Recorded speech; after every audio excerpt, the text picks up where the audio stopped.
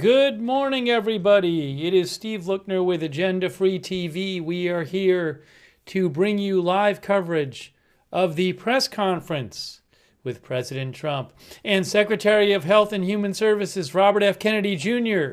They're doing a press conference in 54 minutes and 25 seconds if it starts on time.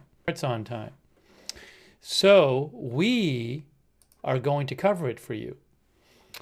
And where is this here? There we go. And I think one of the things, oops, hold on a second. You can't see what I'm looking at.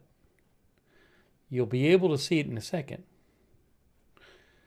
Hang on if I can do this. You'll see it in 2 seconds, I think. There. Trump promises to order that the U.S. pay only the price other nations do for some drugs. I think that's going to be, well, a big topic. But there's other Trump news going on, so who knows what they'll talk about? I don't know. So we're going to cover this in about 53 minutes if it starts on time. And we're going to take your comments on the air. And we'll go from there. You know what? Give me 2 more seconds here. By the way, thanks to Crypto King, and thanks for shouting out the mods, and thanks to Christina McDonald and Trenton Cassidy, our new members. Thank you. And I want to thank our moderators for being here. We have Janet B., Beth Mythical, Roberts May Queen, all there. Thank you. And we have... hang on one moment here.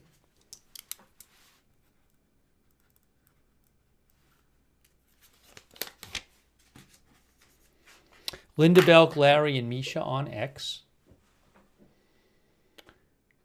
Do you guys want to see? There's an Israeli government briefing right on. Let me show this for a second. The Israeli government spokesperson doing a little briefing right now.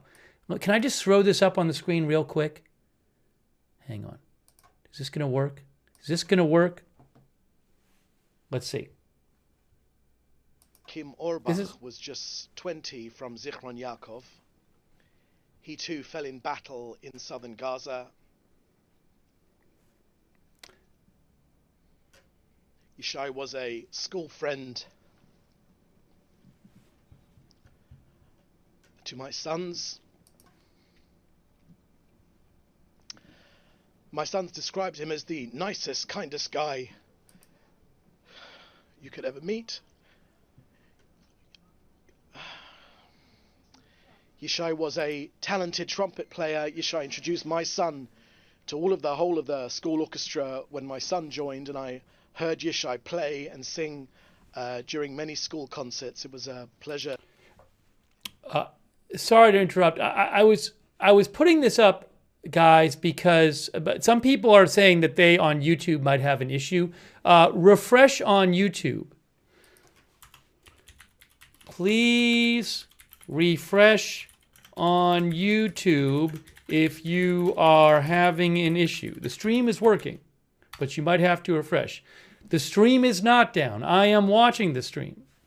Refresh on YouTube if you are having an issue. Yeah, YouTube is having some issues.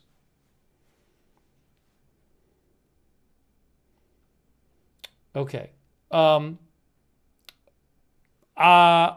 right, hold on. I hadn't even thanked our moderators yet. So let me just thank our moderators real quick.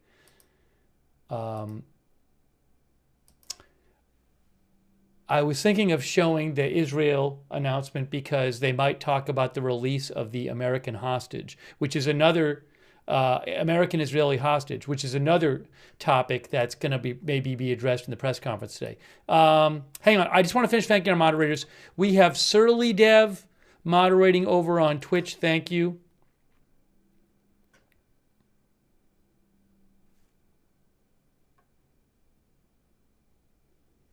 And we have hang on a second here.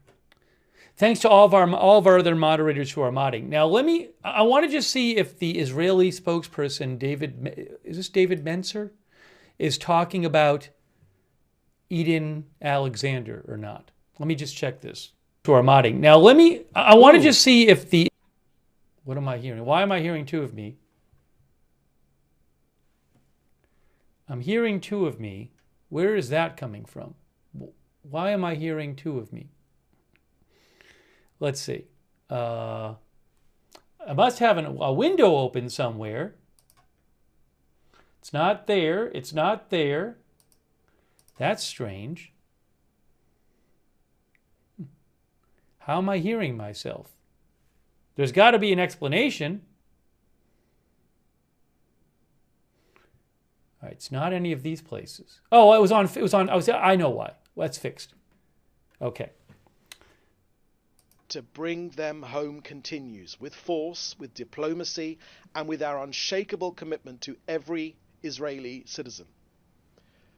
I can also share with you that the alliance between Israel and the United States is stronger than ever. It's rooted in shared values and a common resolve to defeat Hamas and to restore security and humanity to our region. I can also share with you our latest figures on our hostages. With the return of Adon, please God, very, very soon, 197 hostages will have been returned. 148 alive and 47 having been mostly murdered by their captors, Hamas. Next to Gaza, right. Israel is operating against the Hamas terror organization throughout Gaza with increasing intensity. Since the return to intense fighting, the IDF has struck over 2,000 targets and eliminated... Hey, really quick in the poll. So I don't know how much of this is going to be about Adon Alexander, who is a American-Israeli hostage that is supposedly going to be released soon. Do the people on the poll, really quick, in the chat, do you want me to keep playing this or do you want to talk about the Trump stuff? If I can play this for a few minutes if you want. I don't think it's going to be that relevant to the Trump stuff. But if people really want to see it, I'll put it up there.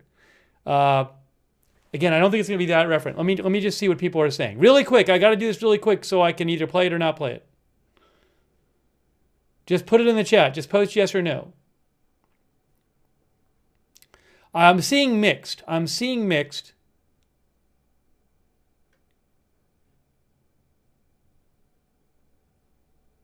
All right, there's enough no's that I'm not going to do it. It's just mixed.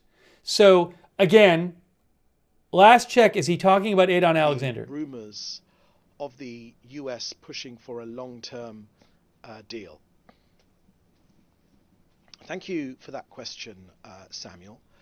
Look, today's release of, please God, the release when it happens of Adon Alexander is expected to lead to negotiations for the release of hostages according to the original Witkoff framework. Now I can share with you again that Israel has already accepted the details of that framework and Hamas, the terror organization, has refused to accept. Next question here is from Reuters. Perhaps you can share your name from Reuters. I'm wondering if you could comment on today's statement from Global Hunger Monitor Integrated Food. Okay, so look, he mentioned Adon Alexander. So he's taking questions right now, but I'm not going to stick with that anymore because I just want to talk about the Adon Alexander thing. Because that might be talked about in the press conference and tell you about what's going on with that.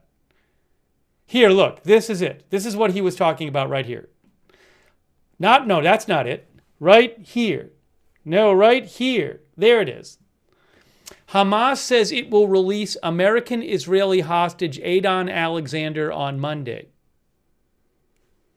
Okay? There's a picture of Adon Alexander, a couple pictures right there on the right. AP, an American-Israeli soldier taken captive and held for more than 19 months in the Gaza Strip is expected to be released today. Hamas said, as part of a goodwill gesture for the Trump administration that could lay the groundwork for a new ceasefire between the warring sides. Adon Alexander was snatched from his military base in southern Israel during Hamas's cross-border attack on October 7th, 2023, which set off the war in Gaza. His expected release would be the first since Israel shattered an 8-week ceasefire with Hamas in March, when it unleashed fierce strikes on Gaza that have killed hundreds. Israel has also promised to intensify its offensive, including by seizing the territory and displacing much of its population again.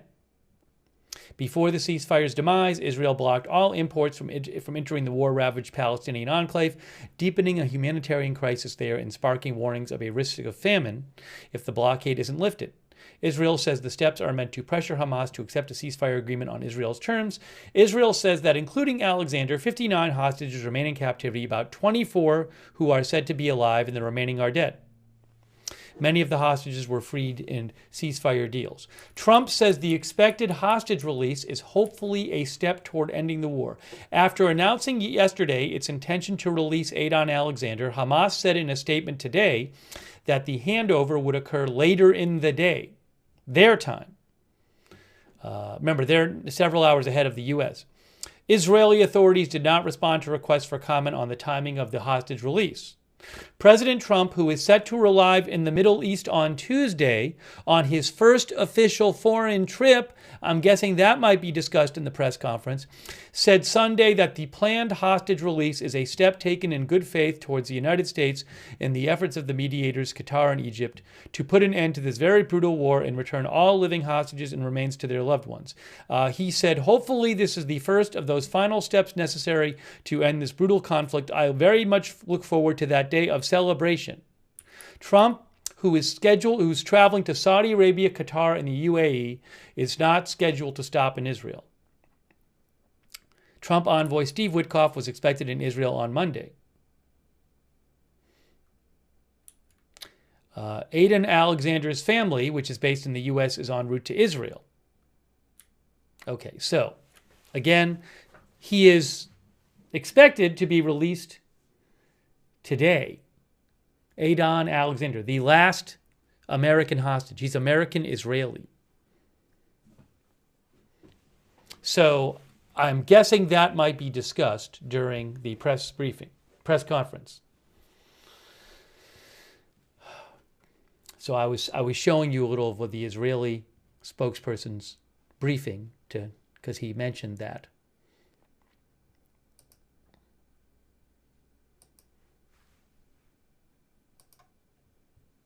As soon as so the press conference will be in 41 minutes and 50 seconds coming up.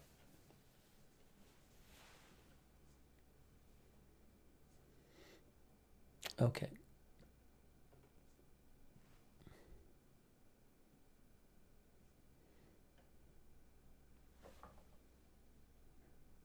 One of our viewers said last living American hostage. I thought he was the last American hostage. I'm going to look it up, though, right now.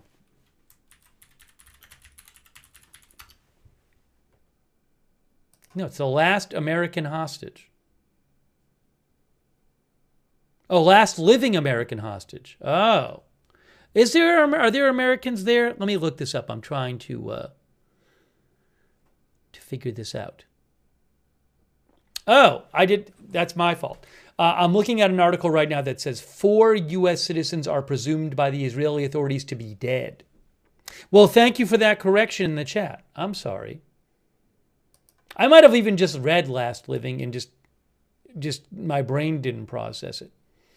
I just read another article that said 4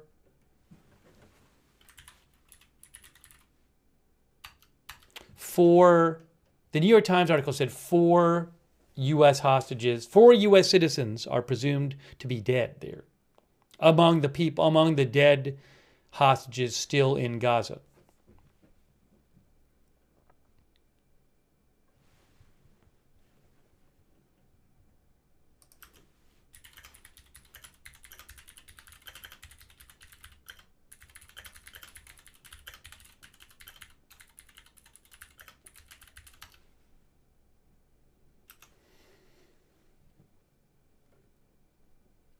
Okay. Let's see here. Yes, if you are watching on YouTube, again, please, YouTube seems to be having some streaming issues. I know the stream is working because I'm seeing it right in front of me. But you might have to refresh the stream or reopen the stream on YouTube.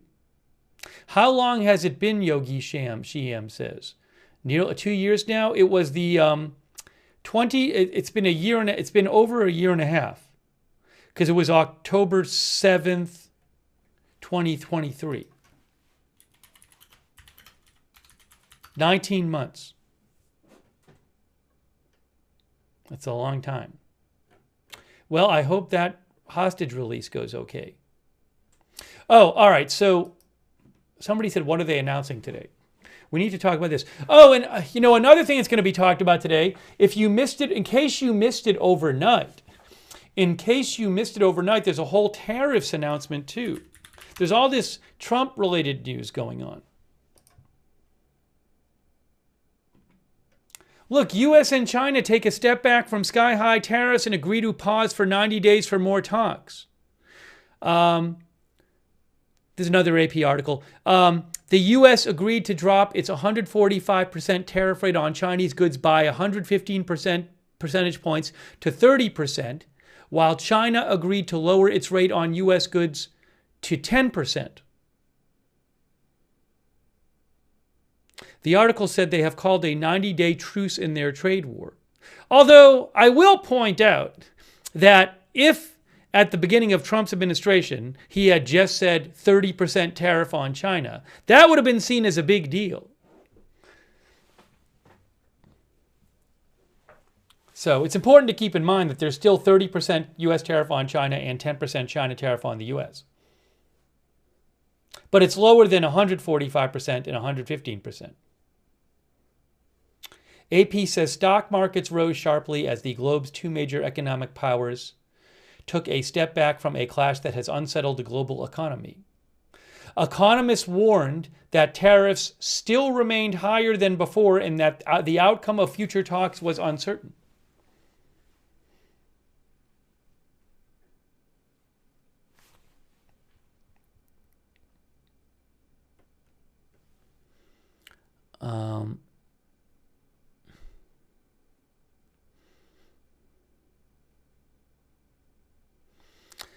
Hyped Luke says, people say we caved. Sounds like a hell of a deal to me while we negotiate. Stephen Whittefield says, so there's not a tariff agreement, just a pause for 90 days SMH.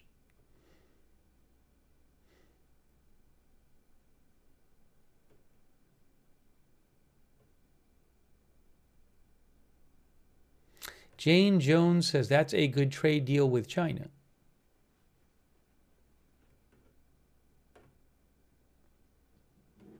Mary Ansell says, tariff news seems positive. Justin D thinks Trump caved on China again.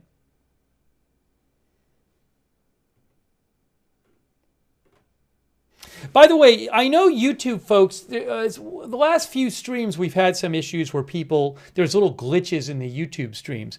I don't know, have people on YouTube, do you get that with other channels? Because it's happened with this channel the last few streams. But it's nothing on my end that I can tell. I didn't know if people are getting that with other YouTube live channels. I mean, sometimes there are with the different platforms, they have different issues with their live streaming. Some people are saying yes, and some people in the chat are saying yes, and some people are saying no.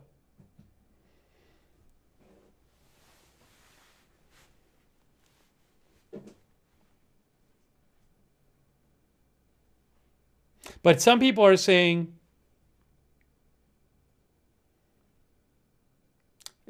some people are saying no, and some people are saying yes on other channels, yes. So anyways, I don't know.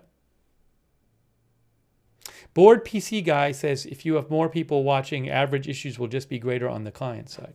Anyways, I will say this. For the YouTube viewers, what might help, I'll have to send feedback myself. But what might help is YouTube has a send feedback button. You can just click on it and a little box pops up. If you can just click on the button and say, hey, I watched this channel, the streams are glitchy lately. That's all you need to do. It takes 10 seconds. Then they actually read the feedback. That would be a big help. If some of you, just take like 10, 15 seconds, click that button and just say, hey, I'm watching this channel. The last couple times the stream has been glitchy. Cryptomania says it happens with bigger streams on different channels. If you could tell them that would be great. All right, I don't want to interrupt the broadcast too much, but I'm really sorry about it. I hate when you guys have issues. Obviously, I don't like that. But there's nothing. I just know that we stream to multiple platforms, and we have not gotten those complaints on the other platforms. The other platforms have said they're doing fine. So, the button is called Send Feedback. Like on YouTube, if you click on the top right on a desktop. If you click on the top right where your channel icon is for your channel on the top right, there'll be a choice that says send feedback. Anyways, okay. Hey, we got to talk about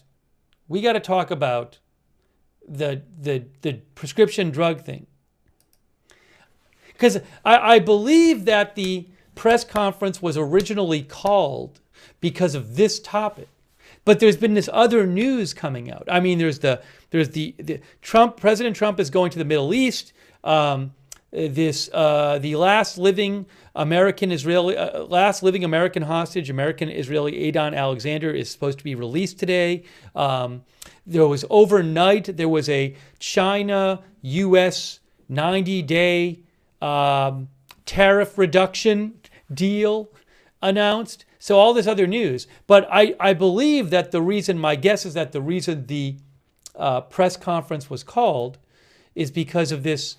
Trump wanted to talk about his executive order to attempt to lower the price of prescription drugs.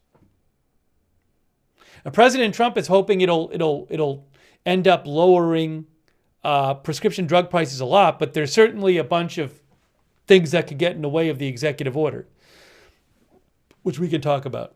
But actually, let me just start by reading his Truth Social post yesterday. And then today he said today on Truth Social that he believes drug prices will be cut by 59% plus. He says gasoline, energy, groceries, and all other costs down. No inflation, love DJT. Again, there are many ways in which there are many things which might get in the way of this executive order actually taking effect the way he wants it to. For example, legal challenges would be one. You can see here, he said, Adon Alexander, American hostage thought to be dead, to be released by Hamas. Great news. There's also the airplane, the Qatar airplane. We got to talk about that too. Oh my gosh, so much stuff to talk about. But here is the thing about prescription drugs.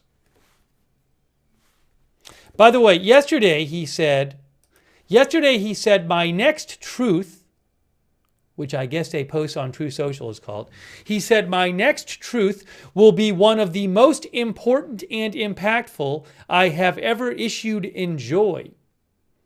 And then that truth was, he said, for many years the world has wondered why prescription drugs and pharmaceuticals in the United States of America were so much higher in price than they were in any other nation. Sometimes, I'm reading louder because it's in capital letters, sometimes being 5 to 10 times more expensive than the same drug manufactured in the exact same laboratory or plant by the same company. He says, it was always difficult to explain and very embarrassing because, in fact, there was no correct or rightful answer. The pharmaceutical drug companies would say for years that it was research and development costs and that all of these costs were and would be, for no reason whatsoever, borne by the suckers of America alone. Campaign contributions, he said, can do wonders, but not with me and not with the Republican Party. He said, we are going to do the right thing. He said, I am pleased to announce that tomorrow morning in the White House at 9 a.m. Now, 9 a.m.'s like now, but the press conference doesn't start till 9:30. He said, I will be signing one of the most consequential executive orders in our country's history. Let me say again, I don't know if this executive order will come into effect, but it's going to come into effect, but I don't know if it'll end up, as I said, there are a number of reasons it might not have the impact that it is intended to. For example, it is expected there will be legal challenges to it. Anyways, President Trump says, I will be signing one of the most consequential executive orders in our country's history. Prescription drug and pharmaceutical prices will be reduced almost immediately by 30 to 80%. They will rise throughout the world in order to equalize.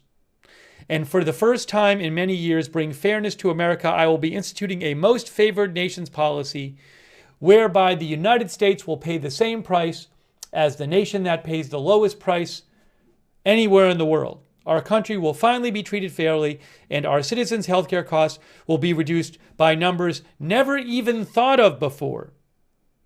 He says, additionally, on top of everything else, the United States will save trillions of dollars.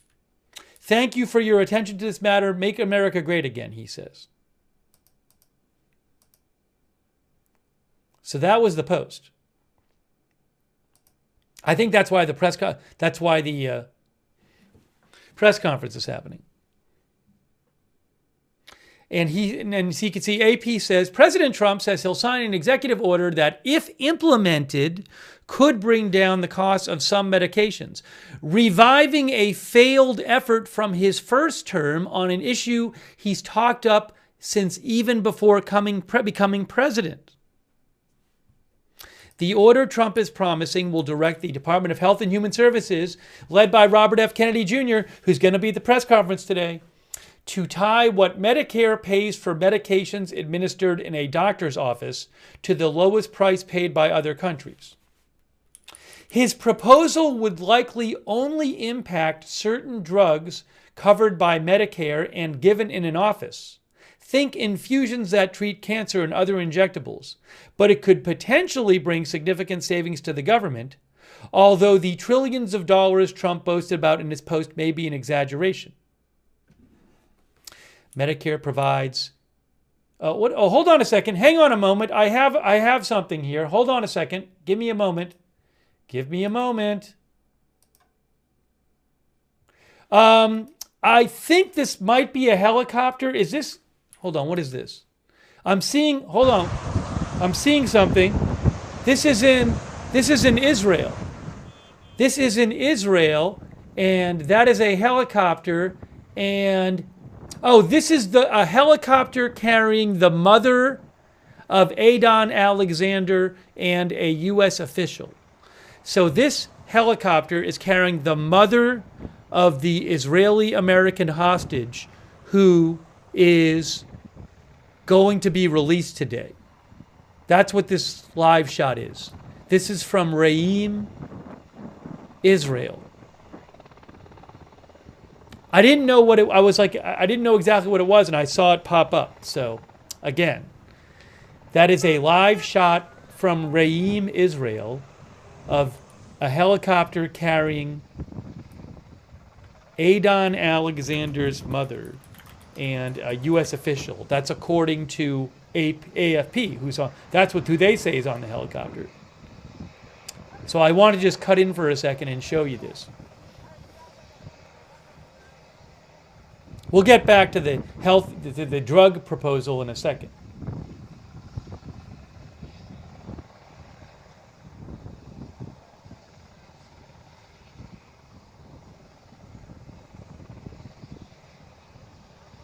Oh, see, they're the people on. So I guess that might be family members. Maybe it's other family members too of Adon Alexander. You're seeing live in that shot right there.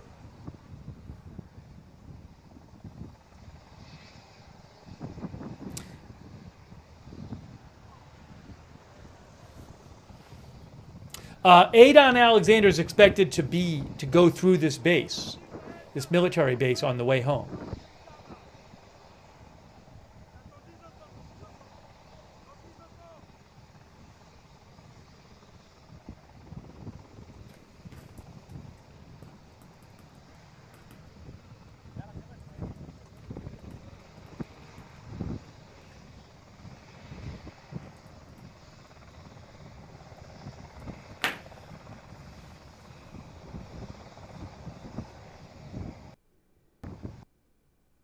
Okay.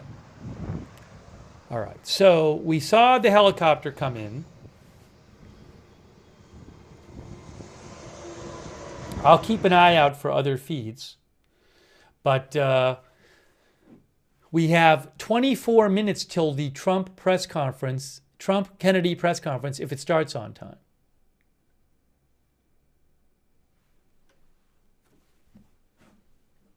But Adon Alexander is not there yet.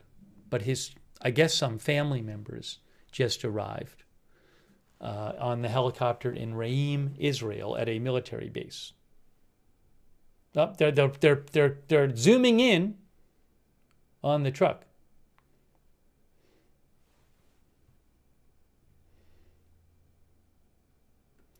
By the way, one of our viewers, I want to read a couple of comments that our viewers made about the drug proposal.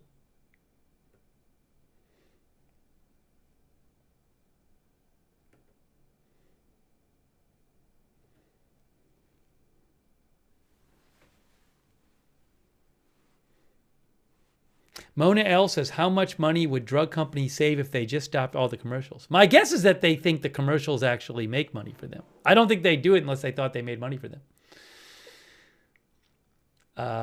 Let's see here.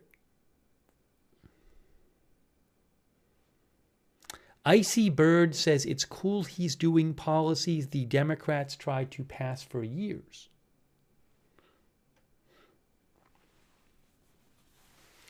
All right, so I'm going to go away from this right now. Let's get back to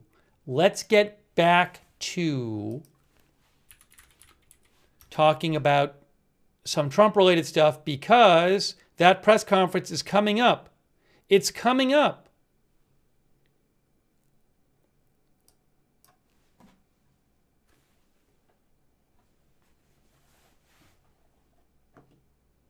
All right.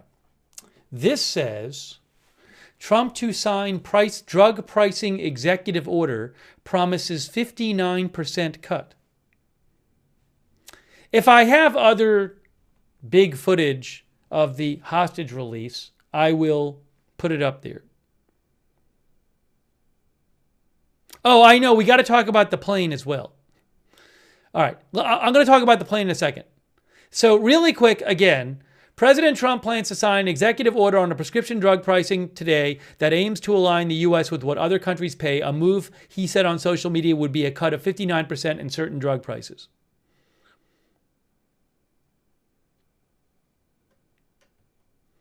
All right. And by the way, just to mention again, AP says his proposal would likely only, that was from Reuters, AP says his proposal would likely only impact certain drugs covered by Medicare and given in an office. Think infusions that treat cancer and other injectables. But it could potentially bring significant savings to the government, although the trillions of dollars Trump boasted about in his post may be an exaggeration. Here, look, other background. The proposal will face fierce opposition from the pharmaceutical industry. It was a rule that Trump tried to adopt during his first term, but could never get through.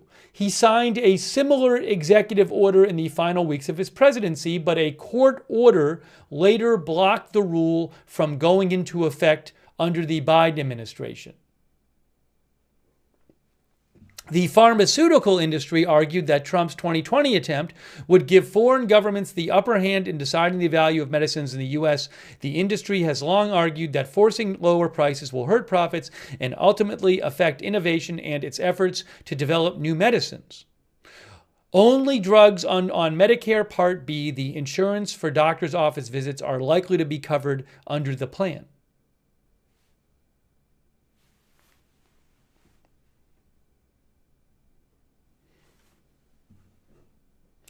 Molly Morgan says, isn't this like price fixing?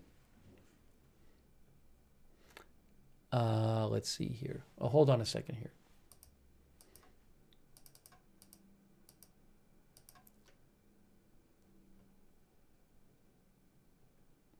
We have to talk for a second about the plane from Qatar.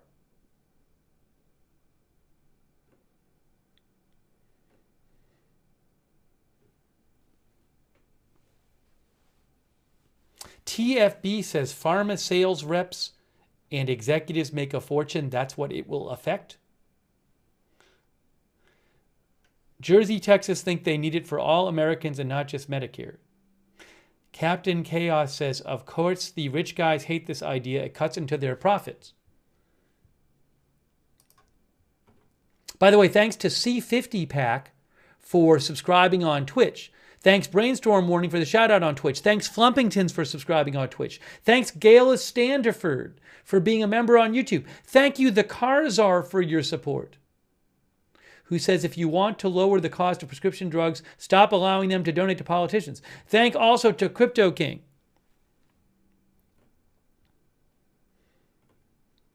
Bobo TV thinks that announcement is nothing big.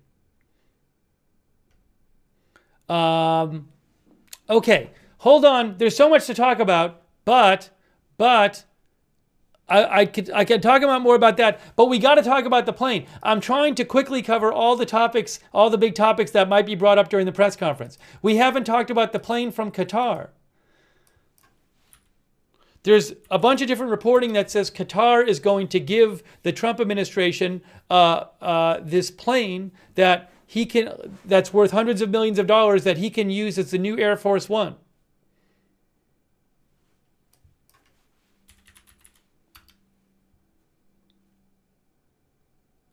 We already mentioned the China trade deal a little earlier. If we have time, we'll go back to it. There's just all this different news. Hey, look. Trump defends the prospect of Qatar gifting him a plane to use as Air Force One. Rock K9 says should not accept the plane from Qatar. Yeah, some of our viewers have mentioned that stock futures are up because of the China announcement. Again, 90-day significant reduction of tariffs, U.S. and China. So, really quick, stock futures are significantly up. If we have a second, we'll go talk about that again. But I want to talk about the plane.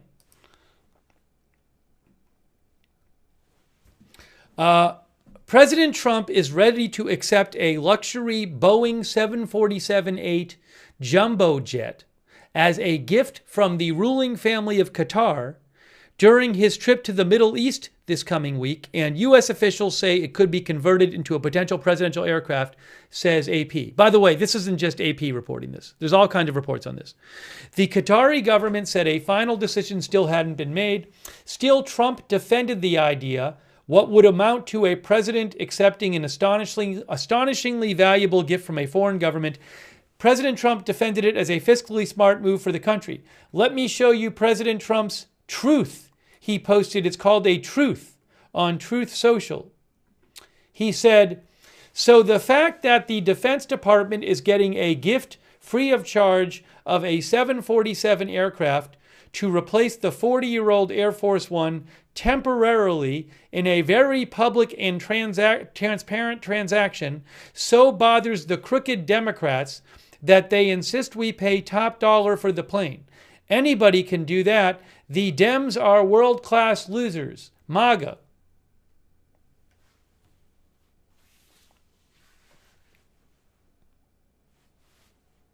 Our viewer Zugo thinks it's basically a bribe. Hatel Luzin says winning again. Possum Waffen says it would be property of the U.S. government. No, the reporting doesn't say that. ABC News reported that Trump will use the aircraft as his presidential plane until shortly before he leaves office in 2029, when ownership will be transferred to the foundation overseeing Trump's yet-to-be-built presidential library. The reporting is saying that after he uses it as Air Force One, his foundation will keep the plane. That's what the reporting is saying. I don't know what's actually going to happen. The gift was expected to be announced when Trump visits Qatar, according to ABC's report, as part of his upcoming Middle Eastern trip.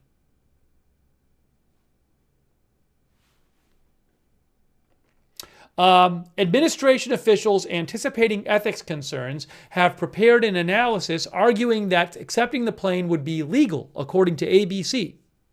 The Constitution's emoluments clause bars anyone holding government office from accepting any present emolument, office, or title from any king, prince, or foreign state without congressional consent. One expert on government ethics, Kathleen Clark, of Washington University School of Law in St. Louis, accused Trump of being committed to exploiting the federal government's power not on behalf of policy goals, but for amassing personal wealth. Trump intends to convert the Qatari aircraft into a plane he can fly on as president, with the Air Force planning to add secure communications and other classified elements to it. But it will still have more limited capabilities than the existing planes that were built to serve Air Force One, as well as 2 other aircraft currently under construction, according to a formal U.S. official.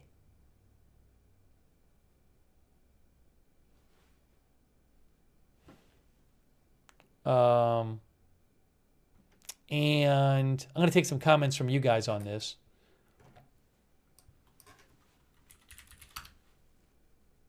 I'm guessing there might be questions about this at the press conference. U.S. considering Qatar offer of plane, not worried about payback, White House says. This is from Reuters. President Trump's administration will act according to the law on Qatar's offer of a plane to the Defense Department and is not worried about what the Qataris might ask in return, said White House spokeswoman Carolyn Leavitt.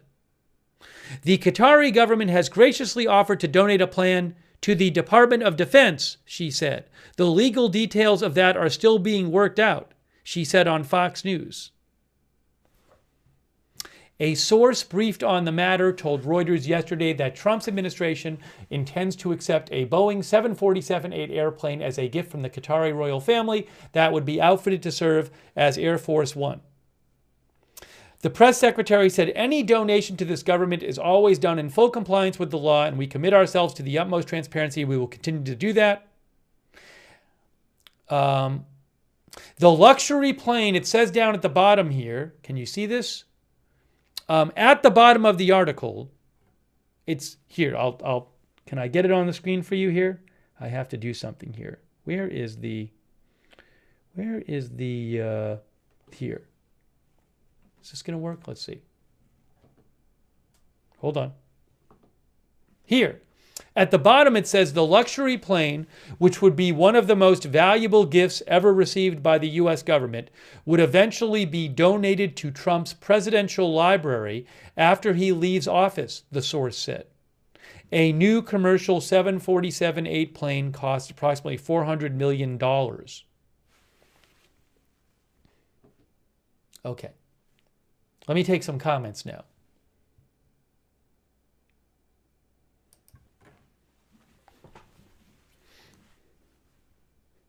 Cindy J says, I wouldn't trust the plane. You know, I've read online of potential concerns some have that the plane could have like listening devices or something. So my understanding is certainly that the plane would have to be gone over. I don't know how that would work. Oops, hold on a second here.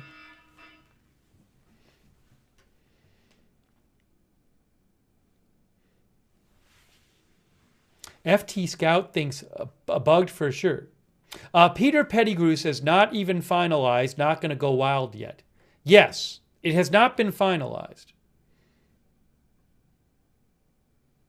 Oh, this. What is this? This picture here says a 13-year-old private Boeing aircraft that President Trump toured. This was in February, I think, to check out new hardware and technology features and highlight the aircraft. Boeing's delay in delivering updated versions of Air Force One takes off from Palm Beach International Airport. I don't know if this is the plane.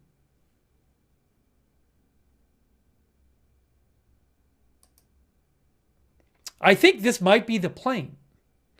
This is the plane that Trump toured, I believe, in February.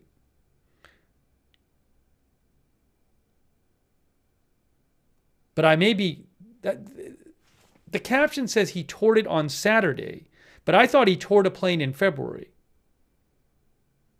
Oh, no.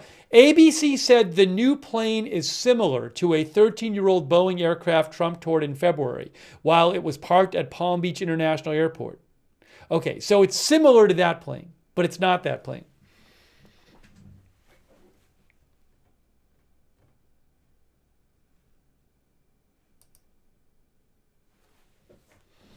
All right. By the way, the press conference is supposed to be in 10 minutes, but I don't know if it's going to start on time. Oh, Distant Galaxy says, what's wrong with our current Air Force One? Hey, that's a good question. So the current Air Force Ones are both just under 35 years old. And 2 new Air Force Ones are being built by Boeing. But there's been delays with them, and Trump has not been happy with that. They've been delayed, I believe, by several years. Does it say it in here? Let's see here. I know I can get you background on that, but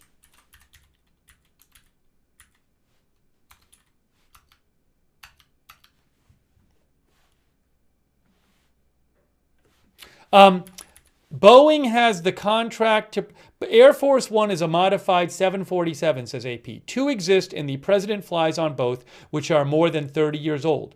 Boeing has the contract to produce updated versions, but delivery has been delayed while the company has lost billions of dollars on the project.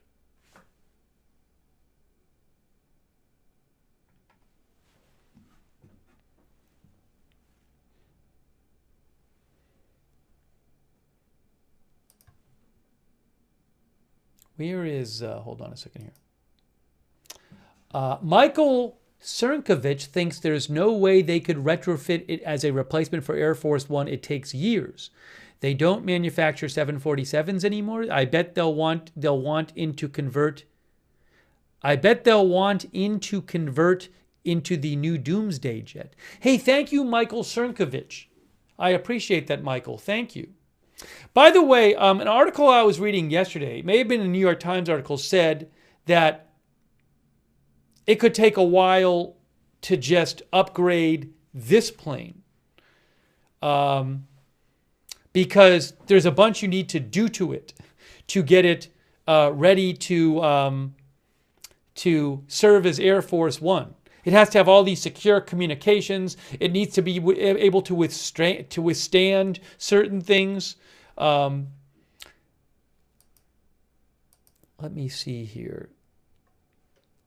Maybe I have a little more on that for you. I certainly do. I just want to make sure I don't miss the start of the press conference, although I don't know exactly when it's going to start. It's supposed to start in 6 minutes. As soon as I have any video from the press conference, I'll let you know.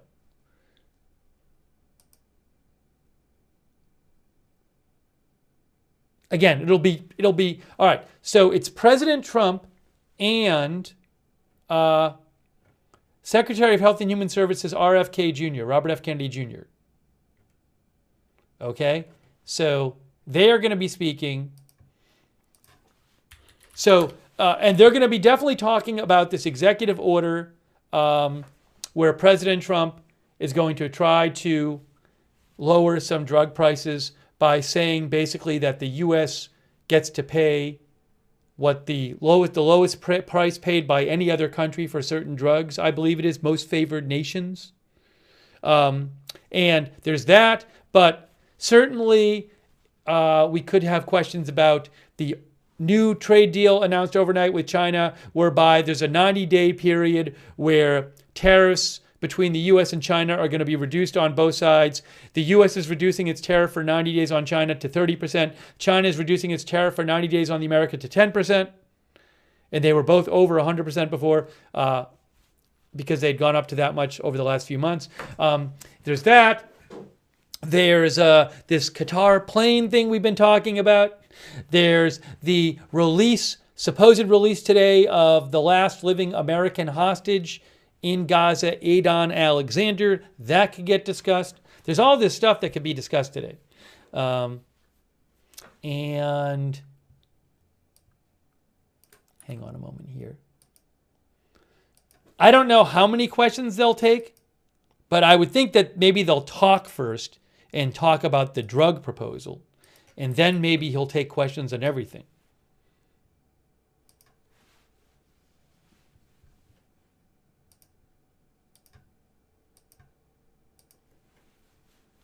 Okay. Yeah, some people on YouTube are having some issues with the feed. YouTube's been having some streaming problems lately. I'm very sorry about that. I would, if you can do it, it would be great if you could click on send feedback on YouTube and just mention that you've been having trouble with this feed or feeds with the channel. I guess some viewers have said they've had it on other channels as well. I'm really sorry about that. But again, it's fine on our other platforms. So it seems to be a recent YouTube issue. But I'm sorry about it. Hey, thanks to Dodger Blue for your support. Some viewers are saying they're not having a problem. So some viewers are, some viewers aren't. And thanks to Mama457 Rose for your support. Thank you. I'm just keeping an eye out, guys, because very soon I'm expecting to get some video from the press conference. So I don't want to miss that. Oh, I know what I need to do. Hang on a moment. Hang on one moment here.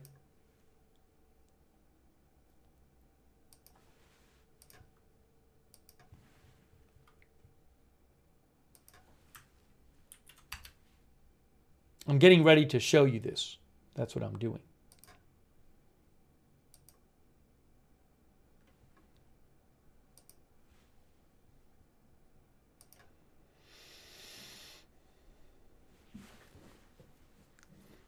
Let me read some more comments. Let me thank our moderators real quick. Hey, Ruth Krafasi and Beth Mythical are moderating. Janet B. and Roberts Mayqueen are moderating. Thank you. By the way, we will have, after the press conference, we'll discuss the press conference. Linda Belk, Larry, and Misha on X, thanks for modding over there. On Twitch, thank you. Surly Devin, Big Ball of Yarn, thank you. On Facebook, thanks to our moderators there as well. Hey, thanks Kristen McConnell Gates also for the Facebook stars. And thanks Margaret Riley for moderating. Thanks to Sharon Klassen Goslin for subscribing over there. And Rita Evans Lang. And Paul Anderson for modding. And Kristen McConnell Gates and Margaret for subscribing. And Cecilia from Norway. Thanks for your support, Cecilia. I appreciate that. Thank you.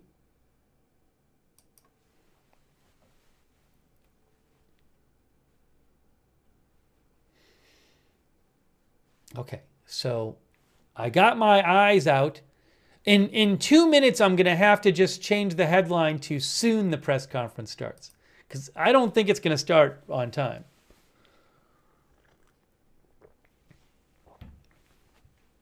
I just pulled up this article because people seem to want to talk about the plane thing a little more.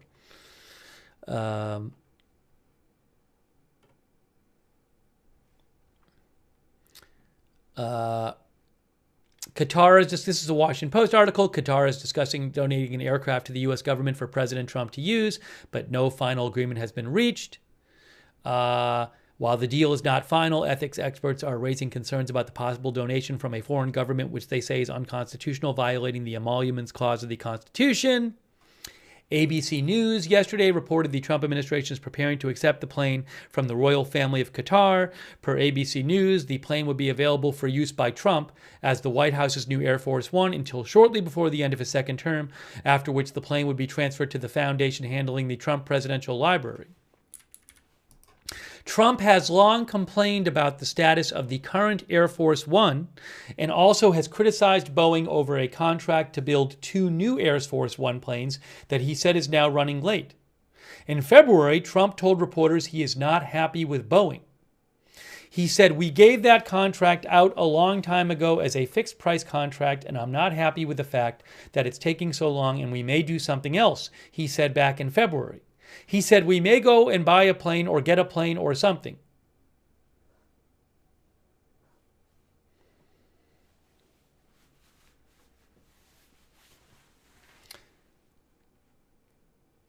A former White House ethics lawyer and U.S. Ambassador Norm Eisen said this would probably be the largest gift given to a U.S. president by a foreign government in modern history.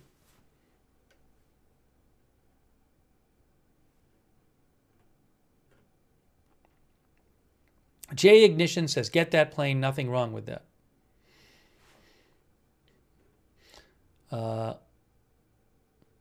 Nation Rising says, as long as that man is alive, there will be chaos.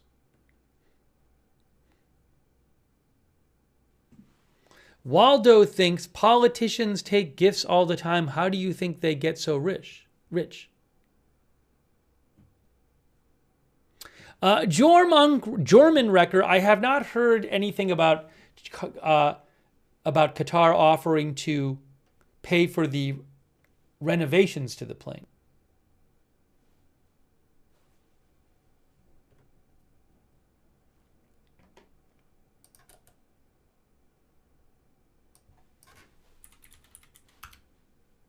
Oh, I'm sorry. I got to change the headline because, press conference. It just says delayed. Well, it's delayed because it hasn't started yet, but it's supposed to start soon. Hold on a minute. Soon. I'm gonna change the headline to soon. Hang on a moment here. Let me update the headline. You can see here, Trump says he will sign order linking U.S. drug prices to other nations. That I think is going to be what he and Kennedy, Secretary Kennedy, talk about to begin with. All right, what I need to do is I need to get rid of the clock. We don't need the clock anymore because it's running a little late. So now what I have to do is change the headline. Soon.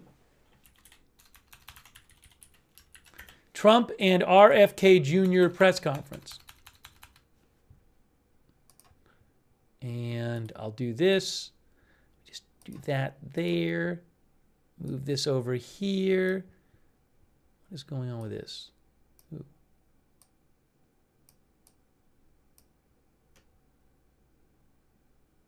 I'm just fixing the headline. I fixed the headline. Okay, put that there. Put that there. Get rid of that. Fine. Okay, we did it. Oh, hold on. I have video. I have video to show you. Where is it? I have some video. I have video. Hold on a second. I got to get the video on the screen. It hasn't started yet, but I got to get the video on the screen. They're doing sound check. Look, it's the sound check.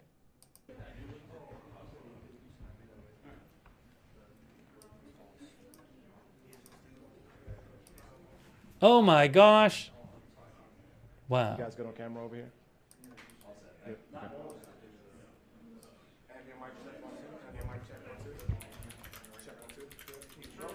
There's a something, a little chart on an easel. There is a chart on the easel.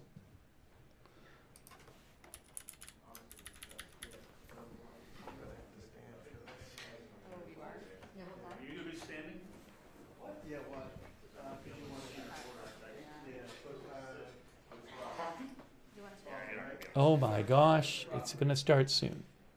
I might switch to the White House feed when it actually starts.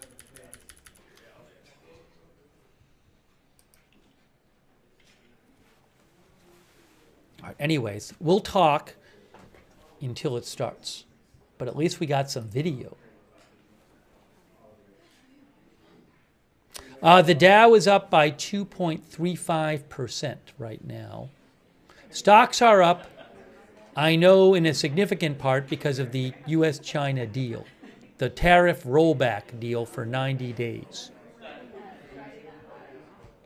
NASDAQ is up 3.7%.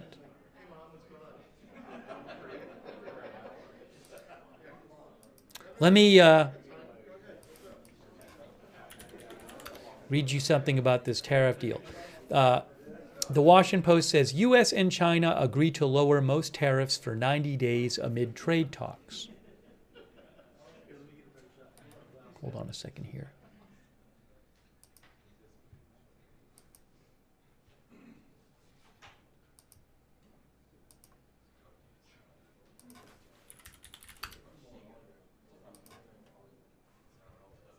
Oopsie. Hang on one sec.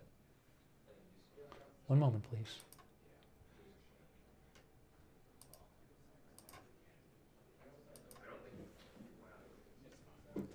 By the way, thanks to our new member, Hal9001.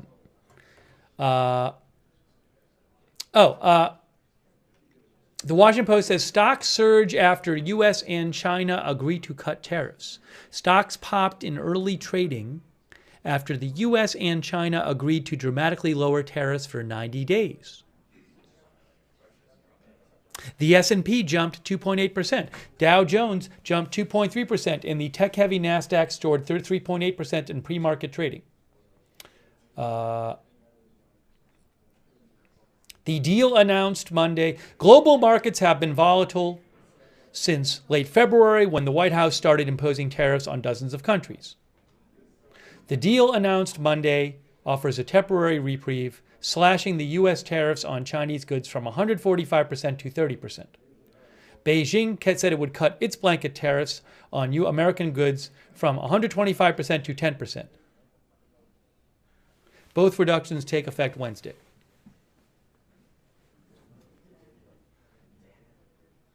Joe, RFK Jr. will be speaking because he is giving the press conference with President Trump.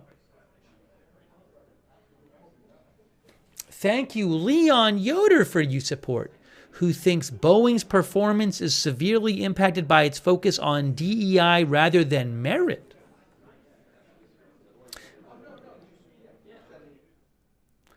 Bob Swagger thinks the tariff has failed.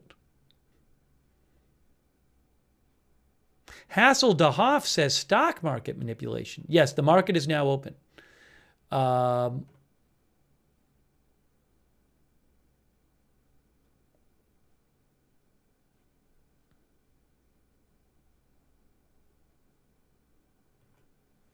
One of our viewers said, we're back. Word 'em Up says, we're back, baby.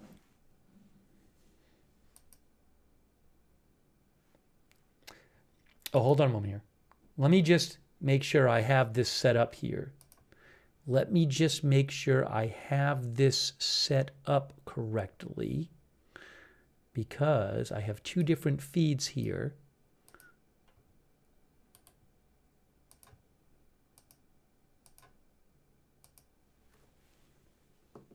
Perfect. Okay. Thank you also to Shaf for the gift memberships. That's so nice of you, Shaf.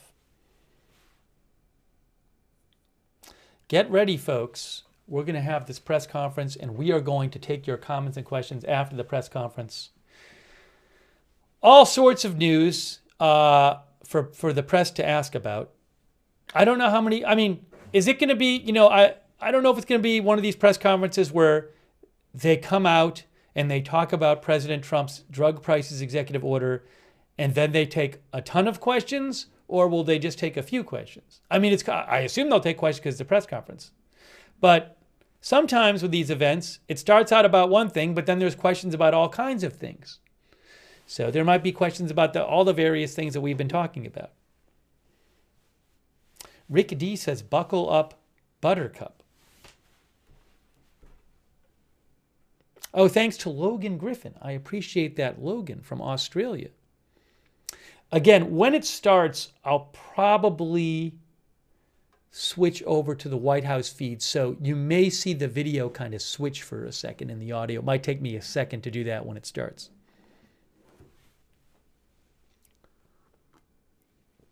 Can I read the chart?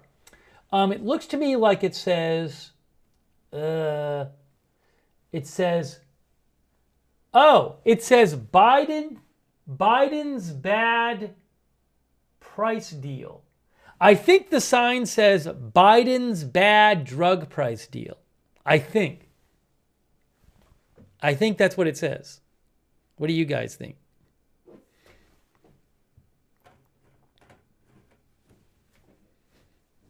That's what I'm seeing. I may be wrong, but that's what it looks like to me.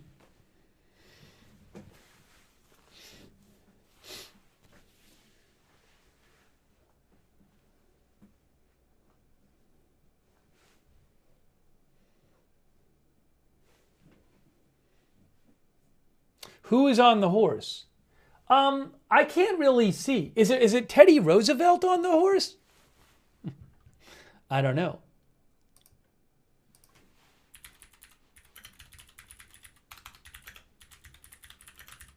Paragon Reaper says it's Roosevelt.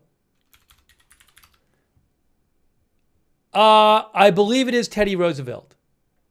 Oh, I think I know the name of the painting. The painting is,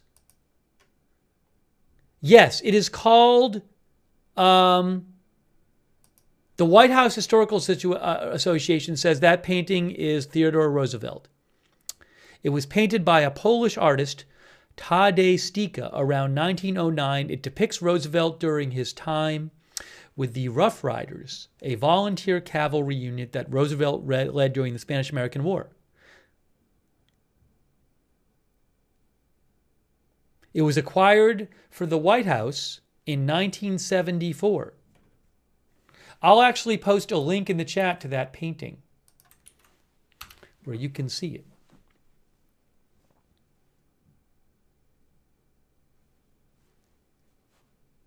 Yeah, Texas Annie says Rough Riders.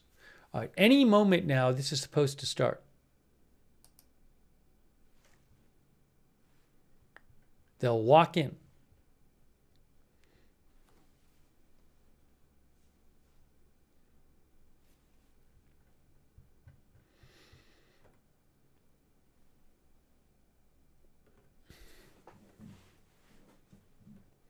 Let me also just make sure I don't have any other breaking news to mention. I haven't even checked in a couple minutes.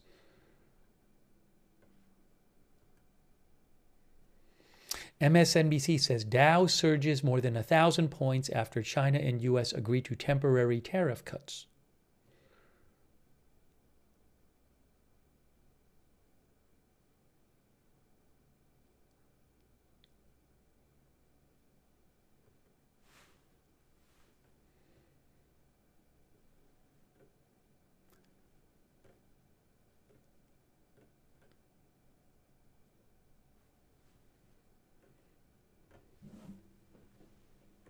All right, so again, this is going to be President Trump and Secretary of Health and Human Services, Robert F. Kennedy Jr.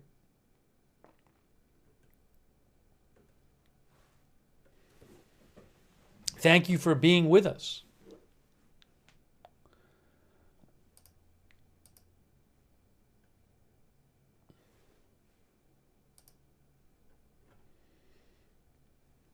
Let me just go over for a second. While we have a second, a little about President Trump's drug pricing executive order.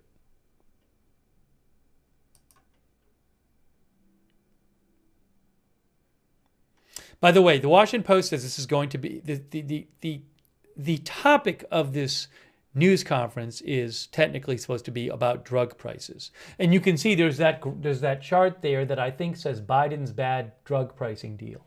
So that's certainly going to be a topic, but if he takes questions, which I assume he's going to, then you could have all kinds of topics be asked about. Oh, I was going to read you something else. Hold on. AP is reporting that pharmaceutical industry criticizes the drug pricing plan Trump says he'll sign. AP says President Trump's plan to change the pricing model for some medications is already facing fierce criticism from the pharmaceutical industry before he's even signed the executive order set for today. That, if implemented, could lower the cost of some drugs if implemented. Trump has promised that this plan, which is likely to tie the price of medications covered by Medicare and administered in a doctor's office to the lowest price paid by other countries, Trump has promised that this will significantly lower drug costs. The nation's leading The nation's leading pharmaceutical lobby on Sunday pushed back, calling it a bad deal for American patients. Drug makers have long argued that any threat to their profits could impact the research they do to develop new drugs. The president and CEO of the nation's leading pharmaceutical lobby said importing foreign prices will cut billions of dollars from Medicare with no guarantee that it helps patients or improves their access to medicines. He said it jeopardizes the hundreds of billions of our member companies are planning to invest in America, making us more reliant on China for innovative medicines. Hey, look, new charts. There's new charts. Golden Dome. Breaking news. Breaking news. Oh my gosh. It's a new sign that says Golden Dome for America. It says Golden Dome for America. He's announcing a golden, so this is like this missile shield or something. That's not about drug prices. On the right it says this is a very dangerous world.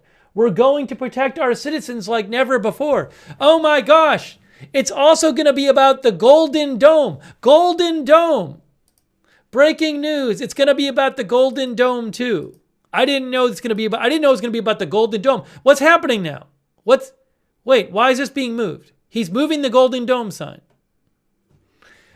Oh my gosh, there's a Golden Dome sign. It's the Golden Dome for America. Is this the earth-shattering big announcement? No, he said the earth-shattering big announcement was going to be on yesterday he said he had a big announcement. It was going to be on True Social, and then the next post was about the drug pricing. Do you think he meant to talk about this yesterday on True Social? He didn't, that I'm aware of. I'm not aware that he posted on True Social about the Golden Dome. I don't see anything about that in the last day. Oh my gosh, it's the Golden Dome for America, guys. Old Man Yells at Cloud says, why is it golden? Well. We just got a curveball thrown at us. So the signs are about Biden's bad drug pricing deal and the Golden Dome. Squares says, is he also announcing incoming missiles towards the U.S.? No, I'm not aware that he's announcing that.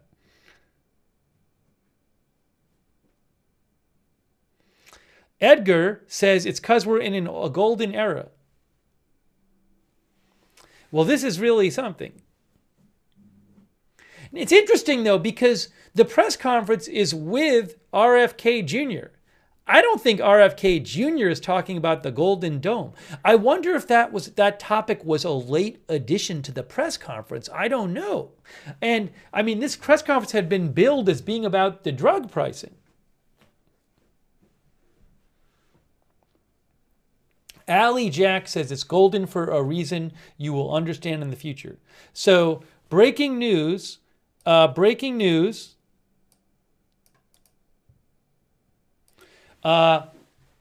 will also be about the Golden Dome.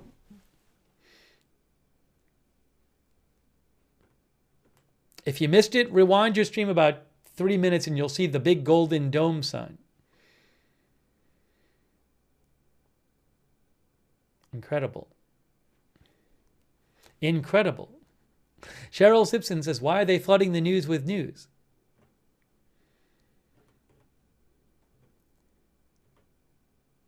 Yeah, I have seen no mention before that sign that the Golden Dome would be talked about today.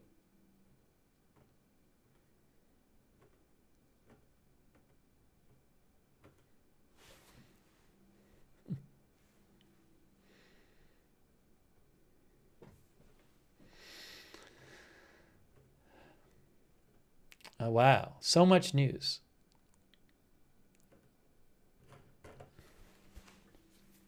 Sorry for the delay in the press conference. It was supposed to start at 9:30. It's a little delayed. It's about to start right now. I can tell you it's about to start. They're coming in right now. They're coming in right now. All right, hold on. Oh, it's Dr. Oz is there as well. They're coming in. I'm going to switch to the White House feed as soon as I can. It's starting. It's starting right now. It's starting right now. They're looking at the Golden Dome sign, I think. Oh, they're looking at the Biden drug prices sign. Oh my gosh. It's starting. All right, I'm going to turn myself off. Thank you very much. Thank you, everybody. It's a big day. Should be fun. I don't know. You'll maybe find reasons why it's not, but I can't imagine because we have a lot of great things happening. It's been a very strong week. and a very strong weekend. Before we begin, let me say a few words about the historic events that took place over the last few days. Should be fun. I don't know. You'll maybe find reasons why it's not, but I can't imagine, because we have a lot of great things happening. It's been a very strong week and a very strong weekend. Before we begin, let me say a few words about the historic events that took place over the last few days. On Saturday, my administration helped broker a full and immediate ceasefire, I think a permanent one, between India and Pakistan, ending a dangerous conflict of two nations with lots of nuclear weapons. And they were going at it hot and heavy, and it was seemingly not going to stop. And I'm very proud to let you know that the leadership of India and Pakistan was unwavering, powerful, but unwavering in both cases, and having these, they really were, from the standpoint of having the strength and the wisdom and fortitude to fully know and to understand the gravity of the situation. And we helped a lot. And we helped also with trade. I said, come on, we're going to do a lot of trade with you guys. Let's stop it. Let's stop it. If you stop it, we're doing trade. If you don't stop it, we're not going to do any trade. People have never really used trade the way I used it. That I can tell you. And all of a sudden they said, I think we're going to stop. And they have. And they did it for a lot of reasons, but trade is a big one. We're going to do a lot of trade with Pakistan. We're going to do a lot of trade with India. We're negotiating with India right now. We're going to be soon negotiating with Pakistan. And we stopped the nuclear conflict. I think it could have been a bad nuclear war. Millions of people could have been killed. So I'm very proud of that. I also want to thank Vice President Vance and Secretary of State Rubio for their work and efforts. They worked very hard on that. We also, as you know, created a situation where the Houthis, for the first time ever, have ceased firing, and they've let it be known that they're not going to be firing at American ships anymore, not going to be firing at Americans anymore. This was a heavy barrage that lasted for approximately 50 days. And as you know, they've been in war essentially for forever. But over the last 10 years, they've been very difficult for other countries. Nobody was able to do what we did. But they stopped, and we take their word for it. Their surrogates and them directly said, we don't want to do this anymore. And so we were satisfied with that. In addition, yesterday we achieved a total reset with China after productive talks in Geneva. Both sides now agreed to reduce the tariffs imposed after April 2nd to 10% for 90 days as negotiators continue on the larger structural issues. And I want to tell you that a couple of things. First of all, that doesn't include the tariffs that are already on, that are our tariffs, and it doesn't include tariffs on cars, steel, aluminum, things such as that, or tariffs that may be imposed on pharmaceuticals, because we want to bring the pharmaceutical businesses back to the United States, and they're already starting to come back now based on tariffs because they don't want to pay 25, 50, or 100% tariffs, so they're moving them back to the United States.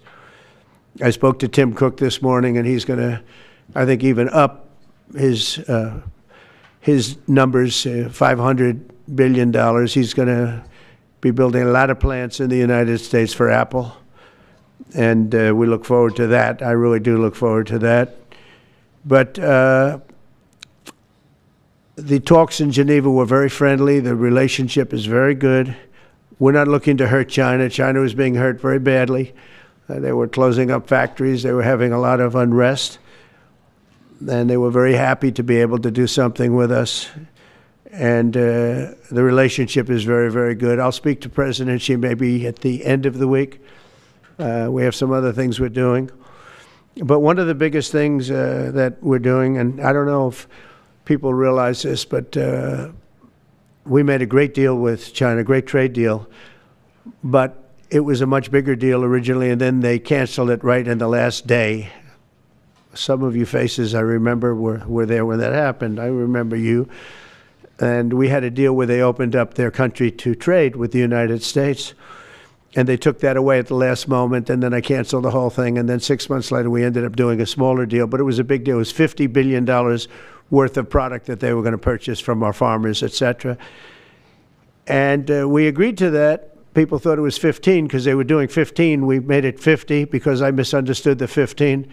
I said, you got to get 50. Because when I asked, if you remember the story, when I asked, what are we doing with them? My Secretary of Agriculture at the time, Sonny Perdue, said, sir, it's about 15 billion and we're asking for 15. And I thought he said 50. So I said, so they came back with the deal at 15. And I said, no way, I want 50. Because you said 50. They said, sir, we didn't say that. Anyway, bottom line, I said, go back and ask for 50, and they gave us 50. And they were honoring the deal, and we would call them up a lot for the corn and for the wheat and for everything. They were honoring the deal, and then when Biden got in, they no longer honored the deal. There was nobody to call. I would call on an average of once every 2 weeks to say, come on, you have to speed it up a little bit. And our farmers were doing great. I said to them, buy more land and bigger tractors, if you remember. That's what happened. But the deal was a very good deal. But the best part of the deal was that we opened up China. China agreed to open itself up to American business to go in. And it would have been a great thing, I think, for China. They would be able to see things that they haven't seen. They would be able to buy products that they have never been able to buy. Would have been great for American business. I think it would have brought unity between China, better unity between China and the United States. And the bottom line is that they canceled it the last day. We were all set to sign it, and then I went a little bit angry. I got a little angry. I said, they canceled the deal. The deal was done. It was all ready to be signed, and people went over. They came back to me, sir, they don't want to sign the opening up China. Well, the biggest thing that we're discussing is the opening up China, and they've agreed to do that, but it's going to take a while to paper it. You know, that's not the easiest thing to paper. But that's the single, I think, to me, some people would disagree. Some people would say we're getting a lot of money with tariffs or whatever, but, you know, especially when you add what we already have. Because remember, we're already getting the 50% on steel and different things. That's not included in these numbers, so you can add that. But the biggest thing to me is the opening up. I think it would be fantastic for our businesses if we could go in and compete with China. It would be a lot of jobs for China. It would be, I think, at a time when they can frankly use the jobs. And that's what we're talking about. So that's a very, very important element to add. So when Scott, I watched him speak the other day, and I think he didn't want to say it, but I said, it's okay to say it. Look, if we don't get it, we don't get it. But if we don't get it, it won't be a positive thing. But if we do get it, I think it's maybe the most important thing to happen. Because if you think about it, we opened up our country to China. They have very few restrictions. And they didn't open their country to us. Never made sense to me. It's not fair. And they've agreed to open China, fully open China. And I think it's going to be fantastic for China. I think it's going to be fantastic for us. And I think it's going to be great for unification and peace. China will also suspend and remove all of its non-monetary barriers. They've agreed to do that. Well, they're very numerous. But again, to me, the biggest thing that came out of that meeting is they've agreed. Now we have to get it papered, but they've agreed to open up China. It's going to be great for everybody. And third, I'm very happy to announce that Adon Alexander, an American citizen who until recently most thought was no longer living, thought was dead, is going to be released in about 2 hours, actually. And he's going to be released before the eyes of Steve Witkoff, who has done a fantastic job. I know a lot of people that have a lot of talent. I know Steve had a lot of talent. But I know a lot of people with a lot of talent, but there's one that I thought had a special way about him, special personality. Aside from being a good deal maker, had a special way about him, and it was Steve. Knew very little about the subject matter. Who does?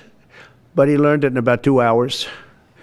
And he's been fantastic. So I want to just thank Steve. But they're going to be releasing Adon in about 2 hours from now, or sometime today, let's say. And again, they thought he was dead just a short while ago. His parents are so happy. They're so happy.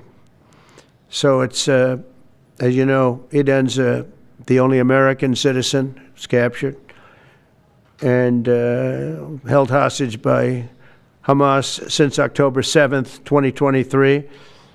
And he's coming home to his parents, which is really great news. I mean, to me, it's big news. They thought he was dead. So that's that. So we'll be heading there, and we'll be seeing 3 primary countries. You know all about that: Saudi Arabia, UAE, Qatar. On Thursday's meeting with Russia and Ukraine is very important.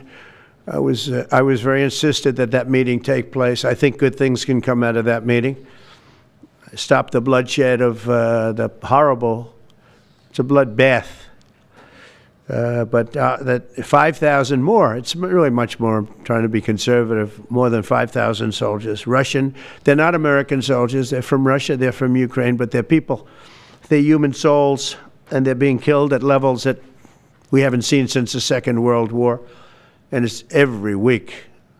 A lot of drone fighting. It's a whole new form of warfare, and it's violent and vicious. And that's it. I'd like to go back to China just for a second. They're very heavy on the fentanyl. We're charging them, as you know, 20% for the fact that they send fentanyl into our country.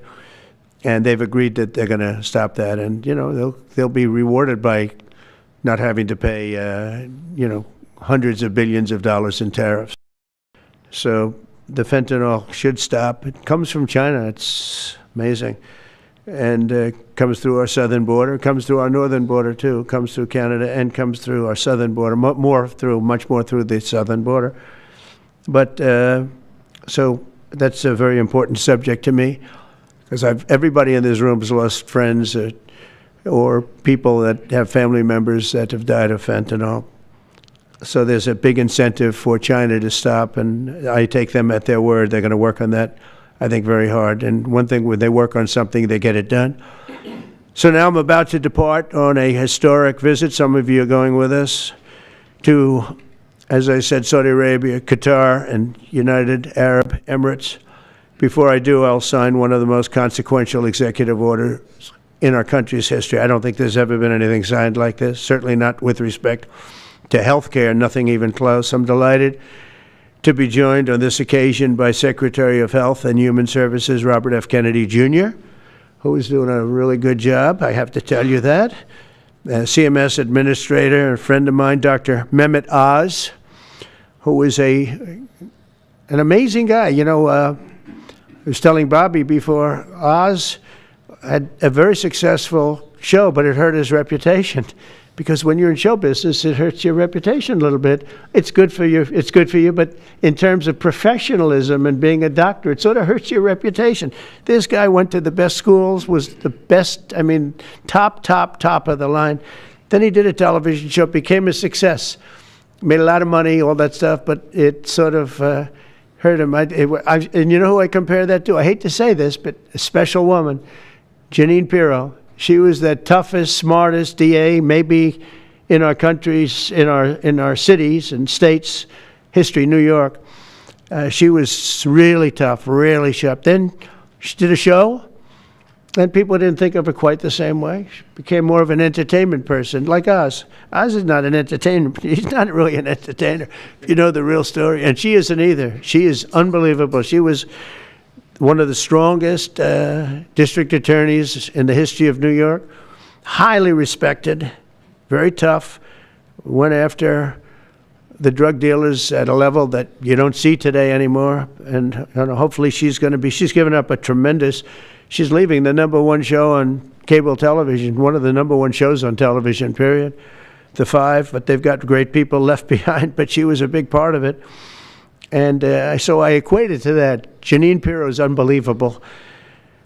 FDA Commissioner Dr. Marty McCary, with a reputation that's second to none, and the job he's doing already has been fantastic. Thank you, Marty. And Director of National Institute of Health, Jay Bhattacharya, who has been, as you know, from Stanford, so highly regarded, and have all been working with us very hard on this. And the question they would ask, being a little bit new to the government aspect of it, is why doesn't somebody fight the drug price situation, meaning equalization? There's a term, it's called equalization.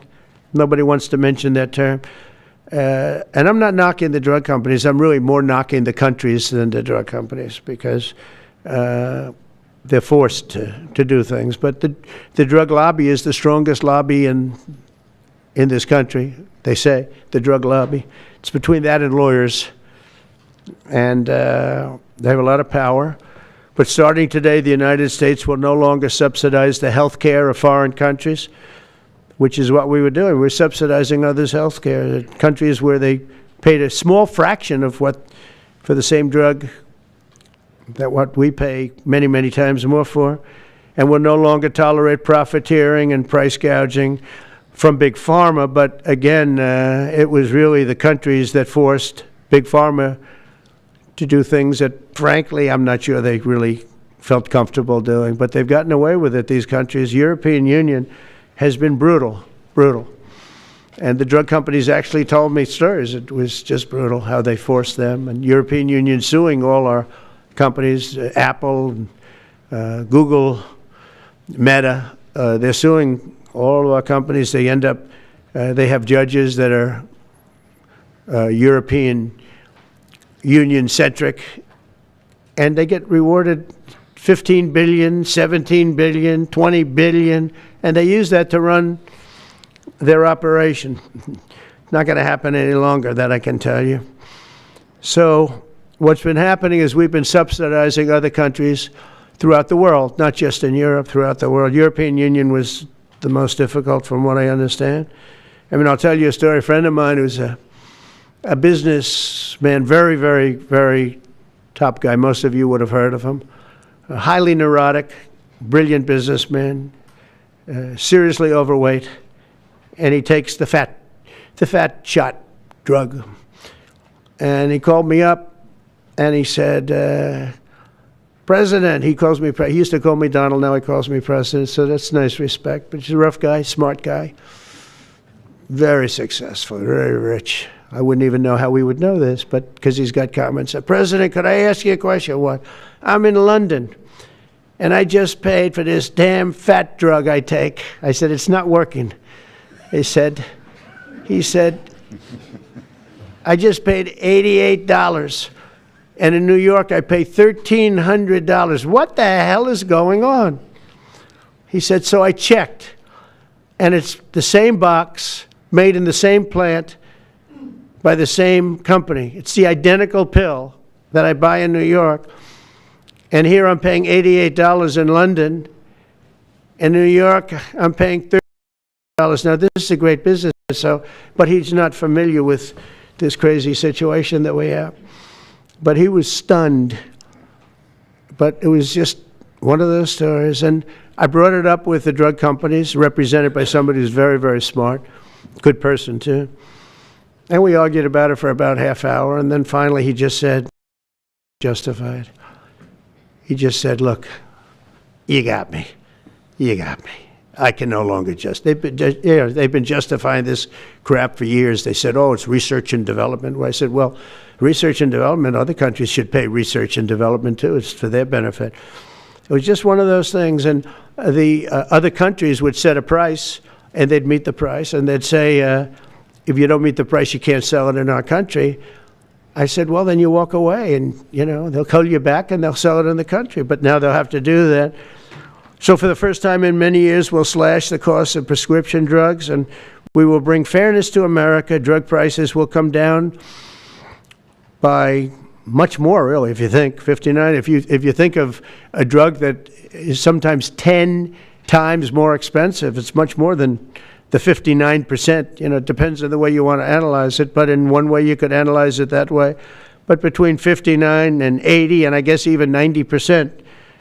So when I worked so hard in the first term, and if I got prices down, remember I was the only one to ever get prices down for a full year, but I'd get them down like 2%, and I thought it was like a big deal. Well, we're getting them down 60, 70, 80, 90%, but actually more than that if you think about it in the way mathematically.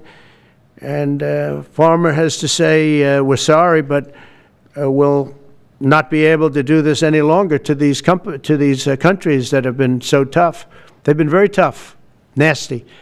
It's trade. It's trade. And pharma is also very powerful.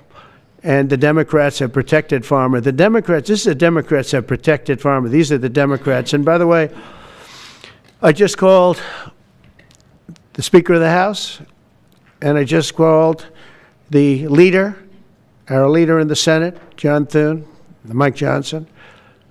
Spoke to both of them. I said, when you score, you're going to have to score two things. You're going to have to, number one, score that hundreds of billions of dollars of tariff money is coming in.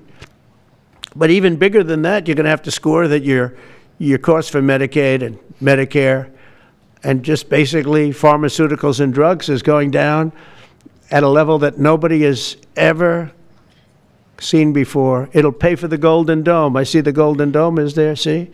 That'll easily pay for the Golden Dome. And we'll have a lot of money left over. We need the Golden Dome, by the way, in this world. Although this world's a lot safer today than it was a week ago, and a lot safer than it was 6 months ago. We had people that had no clue what they were doing. So today Americans spend 70% more for prescription drugs than we spent in the year 2000. Think of that. Our country has the highest drug prices anywhere in the world by sometimes a factor of 5, 6, 7, 8 times. It's not like they're slightly higher. They're 6, 7, 8 times. There are even cases of 10 times higher. So that you go 10 times more expensive for the same drug, that's big numbers. Even though the United States is home to only 4% of the world's population, pharmaceutical companies make more than 2/3 of their profits in America. So think of that. With 4% of the population, the pharmaceutical companies make most of their money, most of their profits from America. That's not a good thing. Now, I think, by the way, I have great respect for these companies and for the people that run them. I really do. And I think they did one of the greatest jobs in history for their company, convincing people for many years that this was a fair system. And nobody really understood why, but I figured it out. For years, pharmaceutical and drug companies have said that research and development costs were what they are, and for no reason whatsoever. They had to be borne by America alone. Not anymore, they don't. This means American patients were effectively subsidizing socialist healthcare systems in Germany, in all parts of the European Union. They were the toughest of all. They were nasty. And I see that. I see that with trade, too. European Union is in many ways nastier than China. Okay? And we've just started with them. Oh, they'll come down a lot. You watch. We have all the cards. They treated us very unfairly. They sell us 13 million cars. We sell them none. They sell us their agricultural products. We sell them virtually none. They don't take our products. That gives us all the cards, and very unfair. So they're going to have to pay more for health care, and we're going to have to pay less. That's all it is. And believe it or not, because it's really the world we're talking about, not just the European Union, but because it's the world, the numbers are for the healthcare company not as bad as you would think. They'll make the same. I think the healthcare companies should make pretty much the same money. I really don't believe they should be affected very much, because it's just a redistribution of wealth. It's a redistribution where it could be the same top line, but it's going to be distributed differently. Europe's going to have to pay a little bit more. The rest of the world's going to have to pay a little bit more, and America's going to pay a lot less. Again, because it's a much smaller population than when you think of the whole world. So Basically, what we're doing is equalizing. There's a new word that I came up with, which I think is probably the best word. We're going to equalize, where we're all going to pay the same. We're going to pay what Europe's going to pay. We're going to all pay. Now, there may be some countries in dire need, and I would be willing to sacrifice that and help them. But it's called most favored nation. We are going to pay the lowest price there is in the world.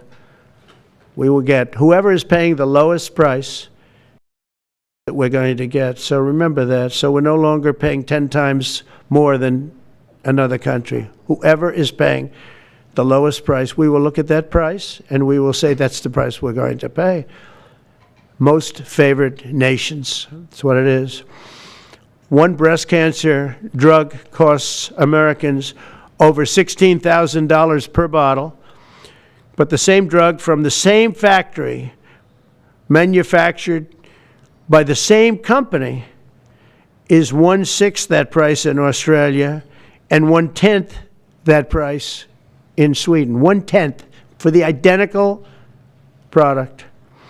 A common asthma drug costs almost $500 here in America, but costs less than $40 in the United Kingdom. So $40 in the United Kingdom, which is where this gentleman told me he paid a small amount for his shot. But think of that. So $40 versus $500 here. That's not even bad. There are much worse examples. And the weight loss drug, Ozempic, costs 10 times more in the United States than in the rest of the developed world. 10 times more. Why? Why? What did we do? Suckers. But we never had a president that had the courage to do this. And nobody knew the system like I do. I mean, I've gotten to know this system so well. And I don't think it's fair that it benefits Obamacare. Obamacare is a failure. It's not a good health care. It works. I made it work. I had an obligation to make it work, or an obligation to let it die. I chose that we had to make it work. I had to make it as good as possible. And I had a choice. I could have let it fail or make it as good as possible. As good as possible means it was still not very good, but it survived. And we did the right thing. But this makes everything work. And I don't want to have a bad form of health care work because of the fact I was able to cut drug prices by 80 or 90%. So we're going to maybe come up with something. I think this gives the Republicans a chance to actually do a health care that's much better than Obamacare and for less money, which if you guys would work on that along with Congress. But I do want to say that Democrats could have done this a long time ago. They have fought like hell for the drug companies, and they knew they were doing the wrong thing. And it's going to be very hard. I was just telling the leader and the speaker that it's going to be very hard for the Democrats to vote against the one big, beautiful deal. The greatest tax cuts in history, greatest everything, but now you have the big drug prices because that's going to be included. It makes that whole situation different from a scoring standpoint. I just told them, I called them up about this. I said, I'm going to do something that's going to be very monumental, and you're going to be scoring. You better tell your people that this is going to score really well. And then add hundreds of billions of dollars in tariffs to your list also. But as big as the tariffs are, this is something that really hits quickly. 5 years ago, I signed an executive order to confront this disaster, but only confront it in a minor way. It was a good confrontation, but never to this extent. And it took people a little while to understand a very complicated system. But Joe Biden, without any knowledge, terminated the policy and then pretended to negotiate under a new system. And then you take a look, 5 out of the 10 drugs that he negotiated are now over 200% more expensive in America than the rest of the world, and far more expensive than when he even got involved. Much more expensive than when he got involved. Joe Biden's plan was as you know, because you wrote about it, you don't say it very loudly, but it was a very big failure, was his whole presidency. First, I'm directing the U.S. Trade Representatives and Department of Commerce to begin investigations into foreign nations that extort drug companies by blocking their products unless they accept bottom line and very low dollar amounts for their product, unfairly shifting the cost burden onto American patients. And we'll be taking a look at that very strongly. The biggest thing we're going to do is we're going to tell those countries, like those represented by the European Union, that, that game is up, sorry. And if they want to get cute, then they don't have to sell cars into the United States anymore. It's a very big subject. And they won't get cute, because I'll defend the drug companies from that standpoint. They were given a price by the European unions and other countries. This is what you do. This is what we're going to pay. We're not going to pay any more. Let America pay the difference, because there was a big shortfall. Let America pay it. And that's what we did, but we're not doing it anymore. Next, my administration will secure what we're calling most favored nations drug pricing. The principle is simple. Whatever the lowest price paid for a drug in other developed countries, that is the price that Americans will pay. And we're using the term other developed countries because there are some countries that need some additional help, and that's fine. I think that's very good. Some prescription drug and pharmaceutical prices will be reduced almost immediately by 50 to 80 to 90%. Big Pharma will either abide by this principle voluntarily or will use the power of the federal government to ensure that we are paying the same price as other countries. To accelerate these price restrictions and reductions, my administration will also cut out the middlemen. We're going to totally cut out the famous middlemen. Nobody knows who they are, middlemen. I've been hearing the term for 25 years, middlemen. I don't know who they are, but they're rich. That I can tell you. We're going to cut out the middlemen and facilitate the direct sale of drugs at the most favored nation price directly to the American citizen. So we're cutting out, Bobby, the middlemen. It's so important, right? You got to do that. They're worse than the drug companies. They don't even make a product, and they make a fortune. It's very smart business people, that I can tell you. If companies make no significant progress toward most favored nation pricing, which we will insist that they do, so I think I'm wasting time talking about it. We're going to insist upon it. And we'll insist, and we're going to help the drug companies with the other nations, because those other nations do a lot of trading with us. They need our trade, just like China needed us very badly. They need us just as badly. We will do whatever we have to with trade, just like we did some great things with trade with India and Pakistan. It really helped the situation, very heated situation. Could have lost millions of people, more than millions, I mean, many millions of people. And they want to do business with America, but we never used our powers that way. We never knew how. We never had people that knew how to do that. We'll also open up America's market to safe and legal imports of affordable drugs from other countries, putting dramatic downward pressure on prices. And if necessary, we'll investigate the drug companies, and we'll, in particular, investigate the countries that are doing this, and we will add it onto the price that we charge them for doing business in America. In other words, we'll add it onto tariffs if they don't do what is right, which is everybody should equalize, everybody should pay the same price. And special interests may not like this very much, but the American people will. I am doing this for the American people.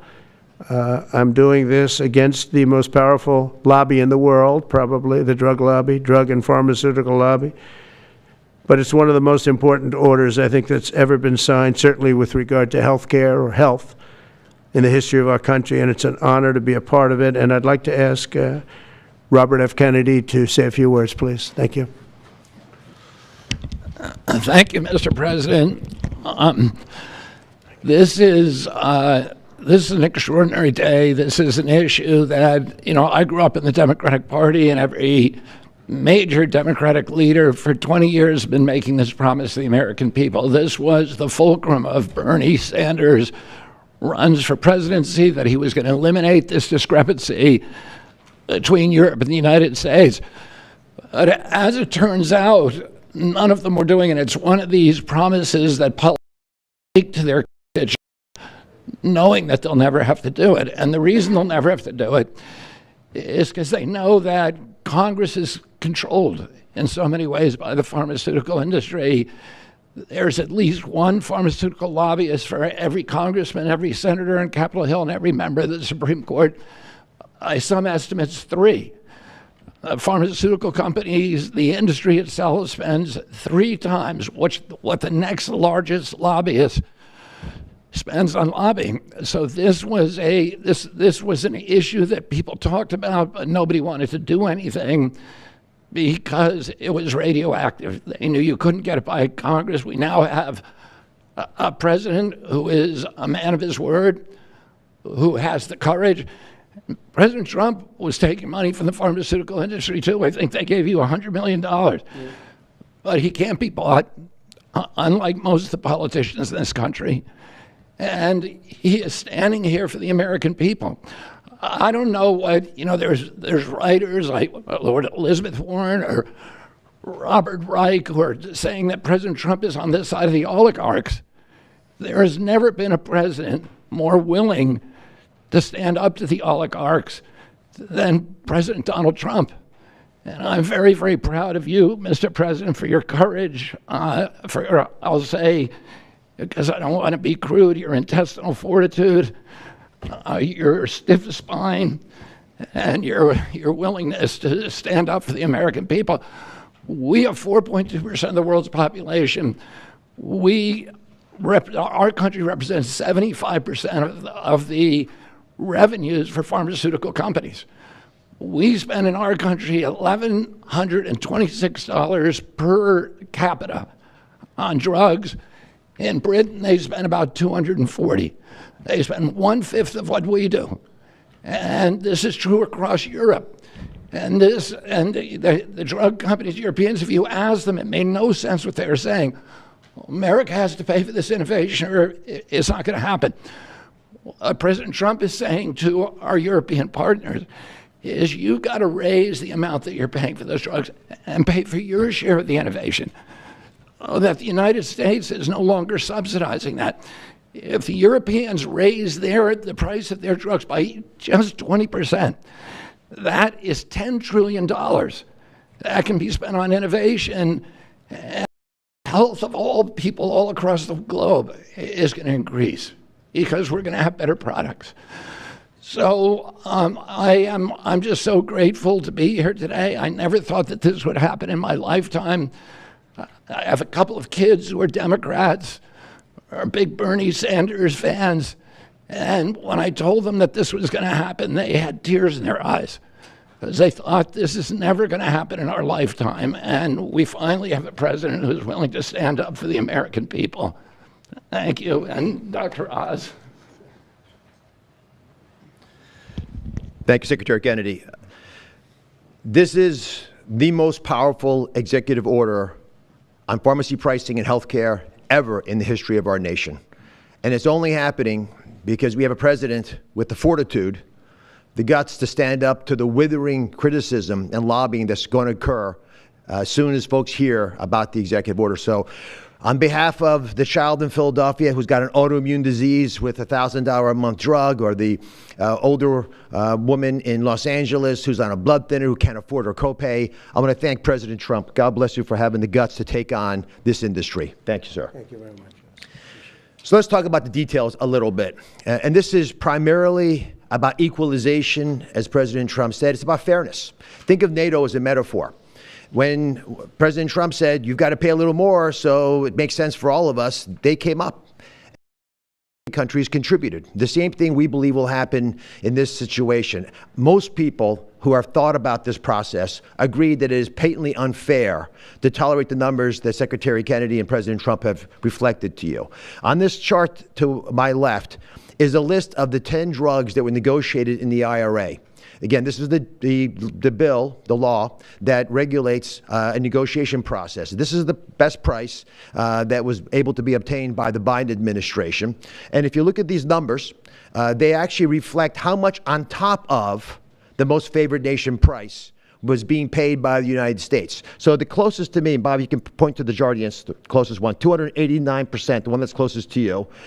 That means that we are paying in America 4 times more than that drug costs in other countries. Again, 100% is the baseline. It's 289% above that baseline. It goes all the way down to when we're paying 50% more than any other country. That's the range. As was pointed out by President Trump, half the time we're paying 3 times more than is paid in other countries. It doesn't make any sense for the system. That stated, President Trump has over and over again indicated, and Secretary Kennedy reflected as well, we want innovation. We want our technology partners doing the best they can to make the best solutions for drugs to cure as many people in America and around the world as possible. By getting our allies to pay a bit more, as they should be, and they should have for many years been doing, will course correct a problem that's gotten out of hand. And by doing that in a thoughtful, effective way, we're going to be able to get the pharmaceutical industry whole. Those jobs will still be here, will still be productive, will still be curing cancer and a slew of other ailments that plague humanity. America will still be the leader in this space, but we'll be paying the appropriate amount, the right-sized amount for those tasks. So over the next 30 days, the 4 of us up here, together with people standing in the back of this room who are doing a lot of the heavy lifting, are going to be approaching pharmaceutical companies to talk specifically about what we want the most favored nation price to be based on the best data we have. We're looking forward to a thoughtful interaction with these corporate leaders, many of whom we've spoken to and in quiet will agree the system is not right the way it is. They're patriotic Americans. They want what's right. But the fact that in my lifetime, as Secretary Kennedy said, for the first time, we have a thoughtful and aggressive approach, thanks to President Trump, on taking on the special interests, should give all Americans confidence that this is an administration that stands for fairness, and it should chill the waters for those who believe they can push us away from our North Star, which is to take care of the American people. Mr. President, God bless you. Thank you very much. Thank you. Jay, you want to go next? Sure. Yep. So I teach economics at Stanford as well as health policy. And one thing that's really, really simple in economics is that when you have a persistent price difference for the same product between 2 countries, there is something deeply wrong. And what President Trump has done is a historic measure that should have been done a long time ago. What we're going to do is make sure that those prices become much closer to equal, like a competitive market you'd expect. Right now what's happening is the American people are subsidizing in large fraction the research and development efforts for drug companies around the world by the higher prices that we pay. With this new order, Europe will share the burden of that. And in fact, if you may think of it as like as somehow it's like it's going after drug companies, actually it's helping drug companies.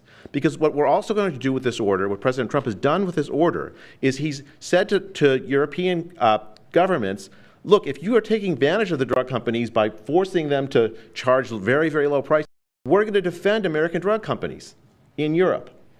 At the same time, we're standing up for the American consumer who's been paying far too high prices for far too long. I can go back decades to point to congressional reports after government report after government report of tremendously high drug prices, much higher than the rest of the world, and nothing has been done about it until this moment. And I'm really, really proud, President Trump, that you've done this. I'm really proud to be included in this and looking forward to the work ahead. Thank you, Jay. Great. Thank you, Mr. President. On behalf of the many doctors I've talked to about this very issue, thank you for taking the bull by the horns. Presidents on both sides of the aisle have talked about this and floated it and said they've wanted to do it, so you've had the courage to do it. Thank you. I've been a surgical oncologist at Johns Hopkins for 22 years, and I have seen patients suffer. We didn't take an oath to heal patients and then watch their life get ruined financially, with their home, mortgage, retirement, going down the drain with GoFundMe campaigns, raising money from church communities and synagogues and friends they haven't seen in 20 years to try to raise money for what? For a system where Americans have been getting ripped off by 15 times higher prices than we see in other countries. The fundamental problem in healthcare is that we've had non-competitive markets.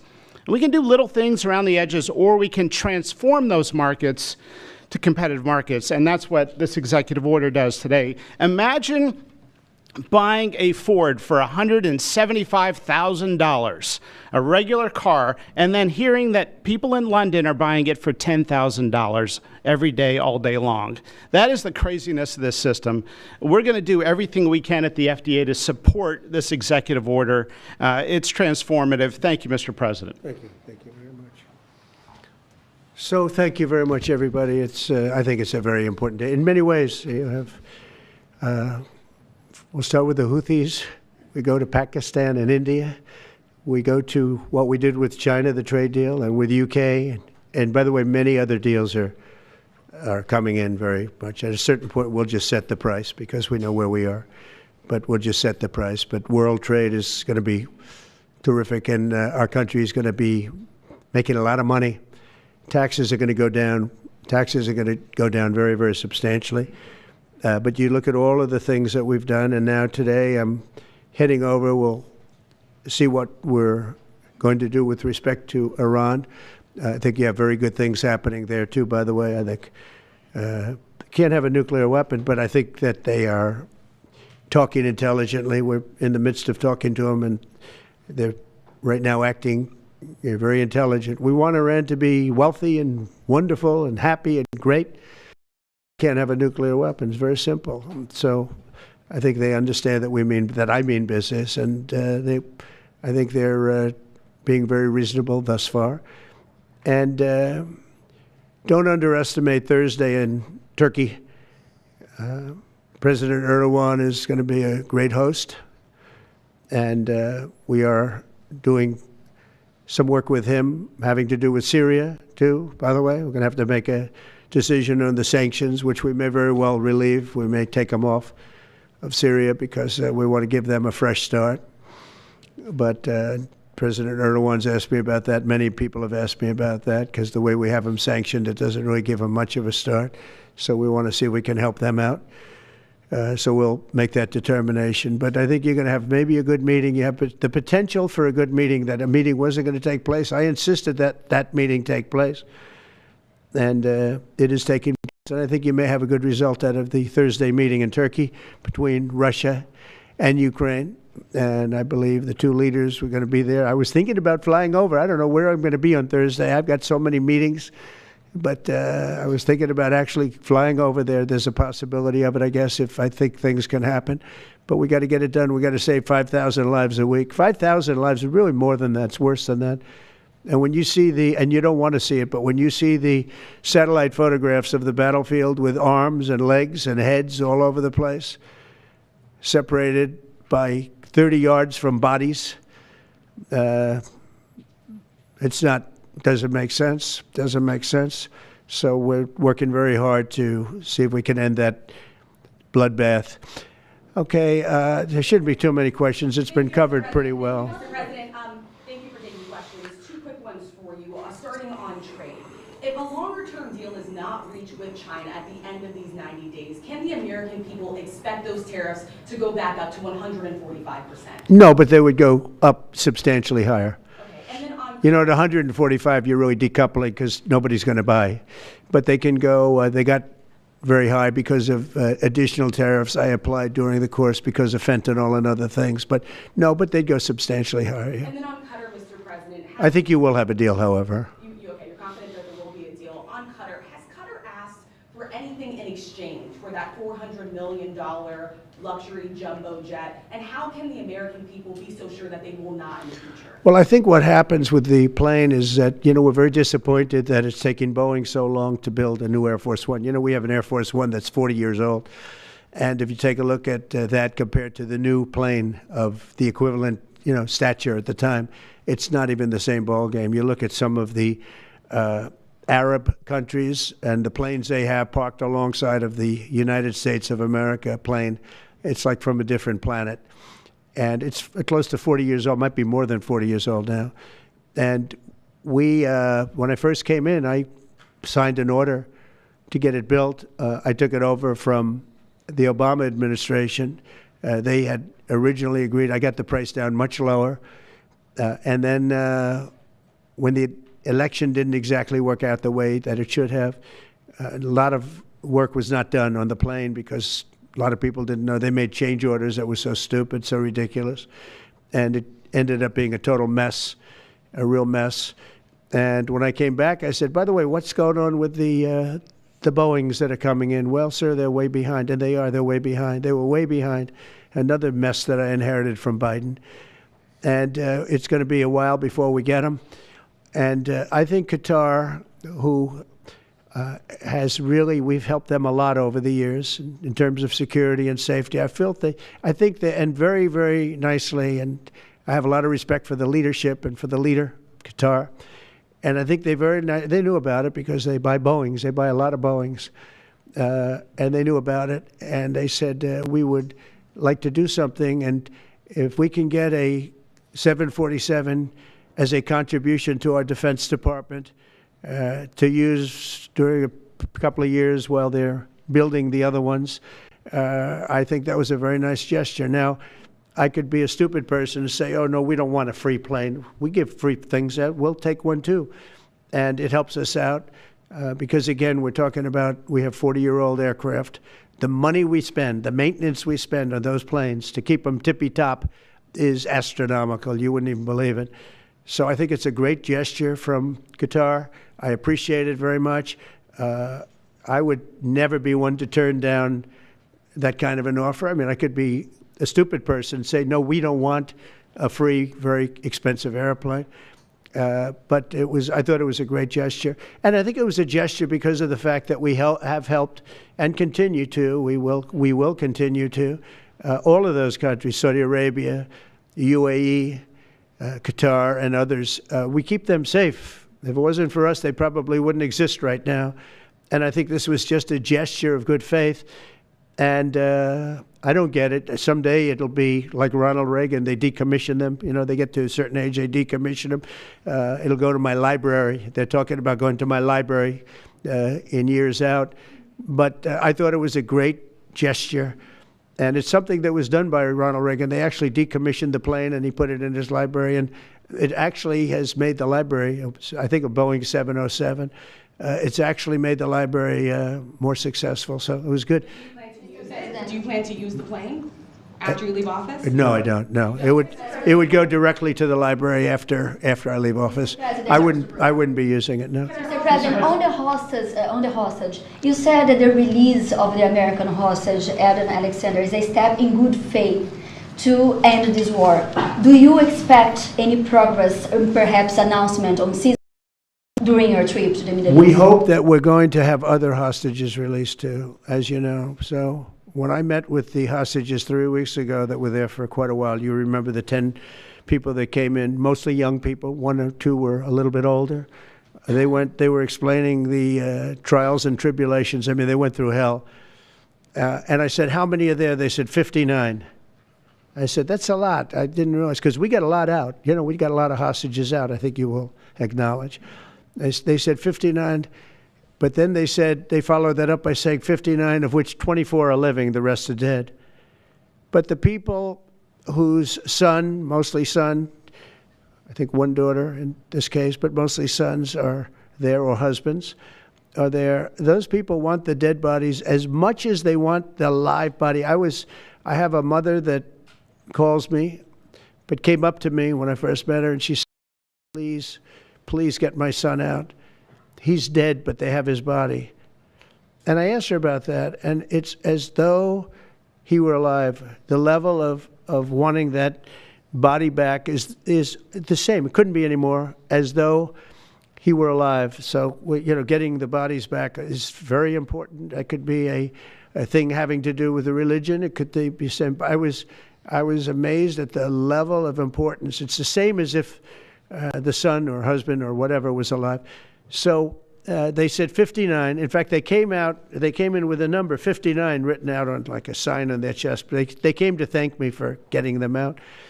And I said, what does the 59 mean? They said, well, that means there are 59 people. But then they said, but 24 are living. Now it's 21. The number's 21. So now it's actually, we'll get Adon today. We think we're getting him today. So it's 20. So they have 20 live hostages there. The rest are dead bodies. Mr. President, are you open to negotiating your tariffs on cars, steel, and aluminum with China or any other country? Well, we're not even talking about that.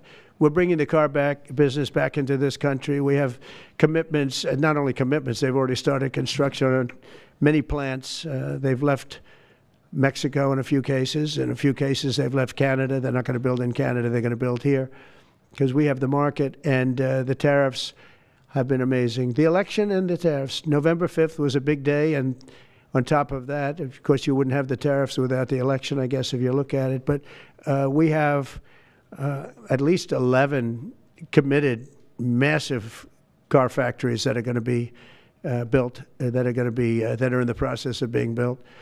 And some are going through, some have actually started. We also have renovations of existing factories where they weren't utilizing the factory from years gone by, and now they're under full renovation. They'll be opening up full factories in a very short period of time. Our car industries, I think we're going to have the #1 industry. You know, if you look at Japan and these others, they do tremendously with cars, and they can do that too. But you know, if they want to sell cars in the United States, they're going to have to build factories in the United States, because I'm interested in cars for the United States. Now, one other thing is, in our tax bill, we're giving not only no tax on tips, no tax on Social Security, no tax on overtime, but also we're going to get a deduction for people that borrow money to buy a car if it's made in America. If it's not, we have no interest. On the meeting between President Putin as well as President Zelensky, if President Putin doesn't show up to these talks in person in Turkey, will you join Europe in putting higher sanctions on If I felt it would be important toward getting the deal done, I'm the one that insisted on the meeting. They couldn't get a meeting because one said ceasefire, one said no ceasefire. It was going back and forth. I said, look, at this point, we got to stop it. Just go to the meeting. The meeting's been set. Go to the meeting on Thursday. And if I thought it would be helpful, I don't know where I'm going to be at that particular point. I'll be someplace in the Middle East, but I would fly there if I thought it would be helpful. Yeah, please. Refugees. I want to ask you about South African refugees. Dozens of Afrikaners who claim discrimination in their home country are heading to the United States, right, where your administration is going to welcome them as refugees. Now, this comes as you've halted virtually all refugee admissions for people fleeing famine and war from countries like Sudan and the Democratic Republic of Congo. Why are you creating an expedited path into the country for Afrikaners but not others? Because they're being killed, and we don't want to see people be killed. Now, South Africa leadership is coming to see me, I understand, sometime next week. And, you know, we're supposed to have I guess a G20 meeting there or something, but we're having a G20 meeting. I don't know how we can go unless that situation's taken care of, but it's a genocide that's taking place that you people don't want to write about, but it's a terrible thing that's taking place, and farmers are being killed. They happen to be white, but whether they're white or black makes no difference to me, but white farmers are being brutally killed, and their land is being confiscated in South Africa, and the newspapers and the media, television media doesn't even talk about it. If it were the other way around, they'd talk about it. That would be the only story they'd talk about. And I don't care who they are. I don't care about their race, their color. I don't care about their height, their weight. I don't care about anything. I just know that what's happening is terrible. I have people that live in South Africa. They say it's a terrible situation taking place. So we've essentially extended citizenship to those people to escape from that violence and come here. Yeah. Please. Mr. President, thank you. Are you letting China off the hook for these 90 days, and do you really believe that they will follow through with non-tariff barriers and remove those? Non-monetary tariffs, yeah. Yeah, I think they're going to follow through. I think they want it very badly. I think they want the deal very badly. Again, this doesn't include the steel tariffs that I put on a long time ago that Biden tried to get off, but he couldn't get them off because it was too much money. You know, I took in hundreds of billions of dollars from China, what a lot of people don't know, but we put on the tariffs originally. And if I didn't do that, we wouldn't have a steel industry today. Now we have a thriving steel industry. It'll be thriving much more with what we're doing because this is the next level. But it doesn't include that, doesn't include cars, doesn't include pharmaceuticals when we do that. And the reason we're doing that will be to get them to come back in the country. You know, there are, again, I always say it because a lot of people forget, but if a company like Eli Lilly, which is making a massive investment in the United States right now. They're building many, many plants. They've already started like 7 of them, many plants, but they are not going to be tariffed. There's no tariff cost. So they're all doing that. They're all coming back to the United States. I mean, I'll tell you what, I hope I get the benefit of watching this because, as president, because, you know, it takes a little while to do this stuff. and we're doing it early in the administration. If you think of it, we have, I believe, if you look at the real total, it's over $10 trillion committed for plants and factories. Other administrations haven't had $1 trillion over a 4-year period, even over an 8-year period. We have over $10 trillion committed in one form or the other over 2 months. Give me a break. I'm here to hear 3, but let's give me a break on the first month. We want to get acclimated. But, you know, but if you think about it, it's really 2 months. And so in 2 months, we have an investment already of over $10 trillion. And other presidents haven't had that done over a year, over 4 years in some cases. It's unprecedented. There's never been anything like it. It's a very exciting time in America. Thank you very much, everybody. Thank you. I think he's going to sign the executive order now. Sanctions on Russia if Putin doesn't agree with the 30-day ceasefire. I have a feeling they're going to agree. I do. I have a feeling. And we've been calling them countries. Let's see what. The budget bill negotiations are taking place. Who in your administration is in charge of that while you're gone? Is it everybody. Gantz, Bobby, from the standpoint of medical, this group behind me, I mean, I think it's the best group ever assembled in terms of medical. I think you're going to see a tremendous cut. I don't think. I mean, I know you're going to see it in Medicaid and Medicare. That cut will be massive because drugs are 50–60% of the cost. So Medicaid costs are going down and Medicare costs are going down because of what we're doing today. And there's no, it's not like, oh, gee, well, maybe it won't happen. The other countries have no choice. They're going to have to say, listen, if you don't pay more, we're not going to give you the drug, and they're willing to do that. So that's it. They have to, we have to equalize. Mr. President, what is price controls? Say it? How do you respond to the fact that this... It's not price control, no. What was price control is before.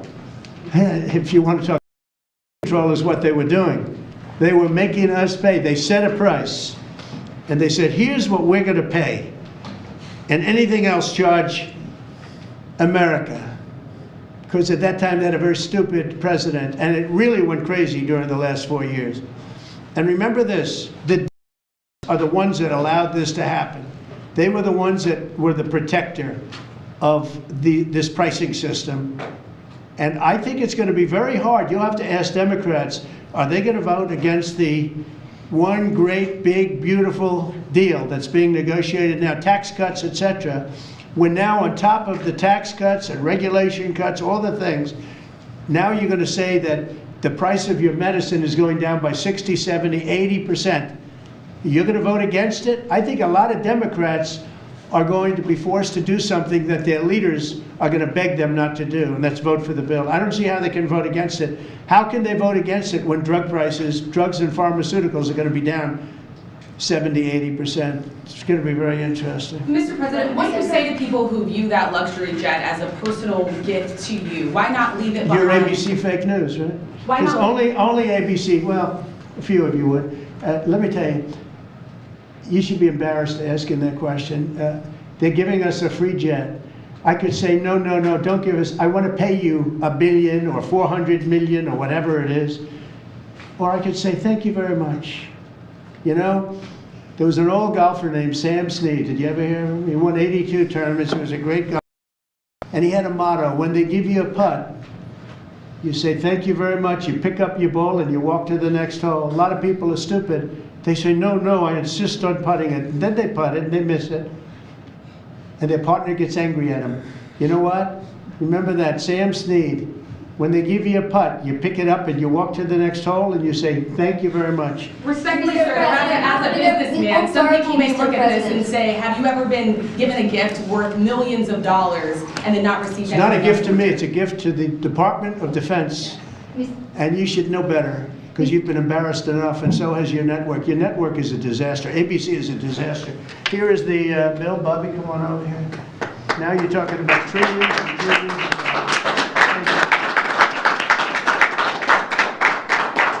Thank you very much, everybody. Mr. President, quick question about Turkey. Thank you very much. Thank you, sir. All right, that was the press conference from President Trump and RFK Jr. and others. A bunch of questions about the plane that reportedly Qatar is going to give to the Trump administration. Anyways, let me take a few questions from you guys. What did you think of the press conference? We'll take some comments here.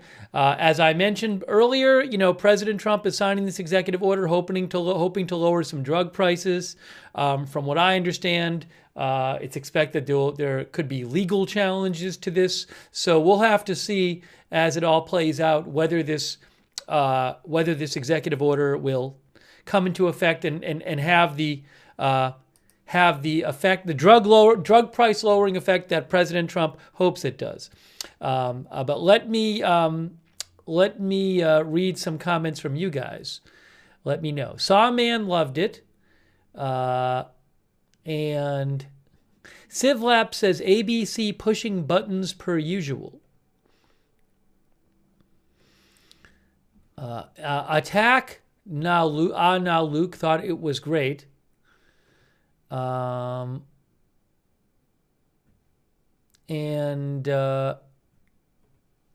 Let's see here. Prophet Mohammed says the drug lords won't be happy.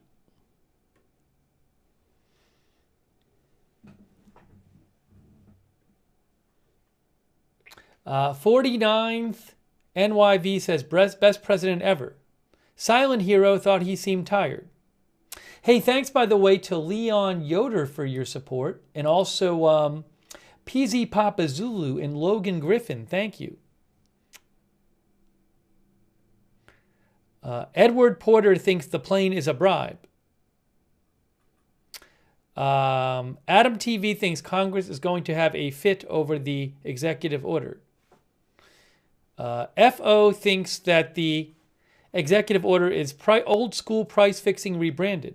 Fred Flintstone says poor pharma, but I think Fred might be sarcastic. Princess Kidda says DOD gets the plane. What's the issue?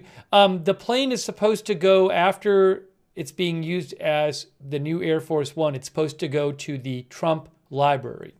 He said he won't be flying with it after he's president, but it's supposed to go to the Trump library.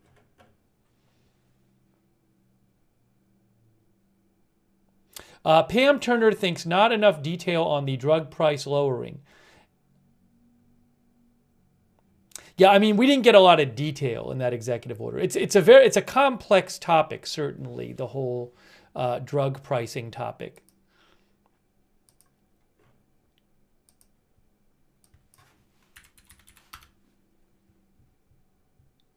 Love My Idaho thinks no plan, but so drug shortage is coming. Thank you, Love My Idaho, for your support. Joe Redding says, was the dome ever discussed? They brought out right before the press conference a sign that said the Golden Dome, which I think was referring to some sort of like missile shield, but it really wasn't discussed much. At one point, I think he said something like that the savings from the drug pricing executive order would help pay for the Golden Dome. So I don't know if he was going to talk about that more or not.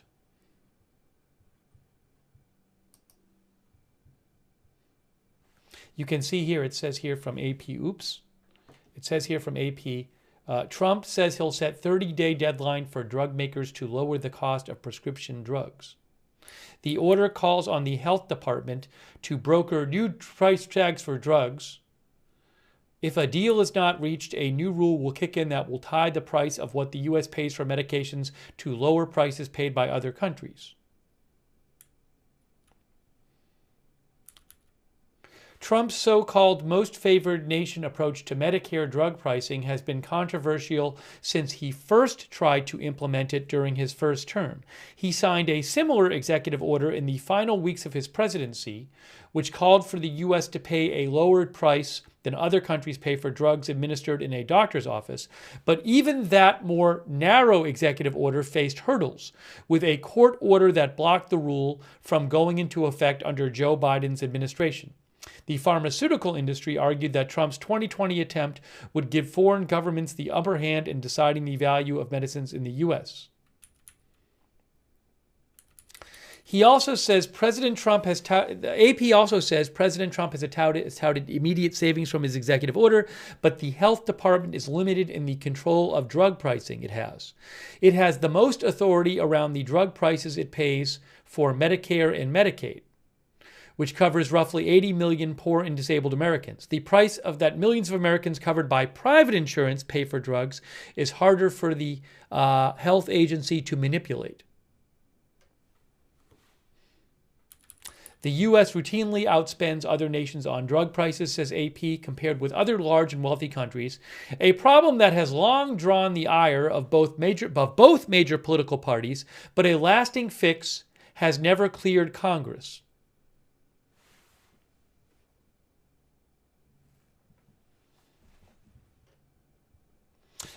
Crew Will thinks Trump already knows it's impossible to do this.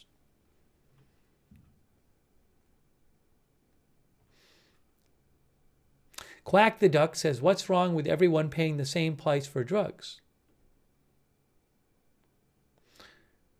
Brian Paul says the corporations will sue for potential loss of potential future profits. Well, certainly, I can't speak about a lawsuit over profits, but certainly it is expected that pharmaceutical companies will oppose this. You can see this here. And from the AP article, the nation's leading pharmaceutical lobby on Sunday pushed back, calling the plan a bad deal for American patients. Drug makers have long argued that any threats to their profits could impact the research they do to develop new drugs.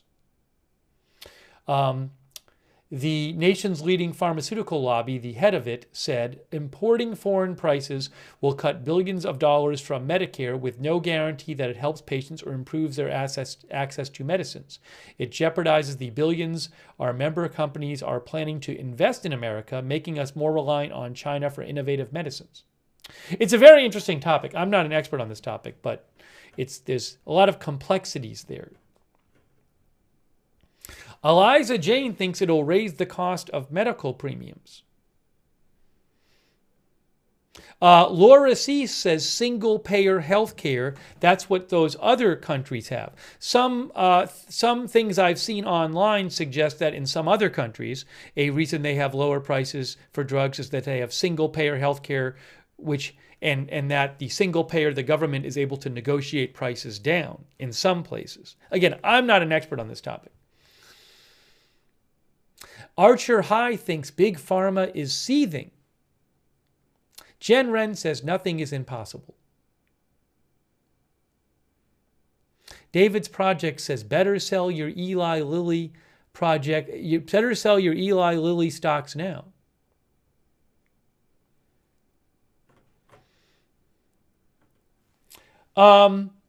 I don't know if I'm going to be doing coverage on the release of the American-Israeli hostage state. It's supposed to happen. I don't know if we'll be doing live coverage of that. It's possible. Jimmy D. Girl says, what about the Golden Dome? Mama Yoli says, shouldn't have to pay $500 for same meds that are at $50 in other places. Our viewer IDK Bra I'm High says Americans hate private health care until it's expensive.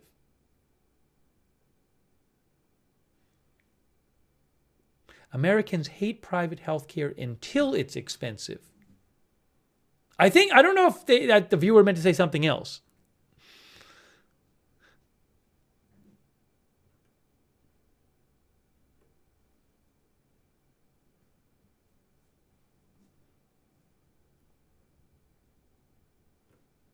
Maybe the viewer meant to say that Americans like private health care until it's expensive. Maybe that's what he meant to say, he or she meant to say.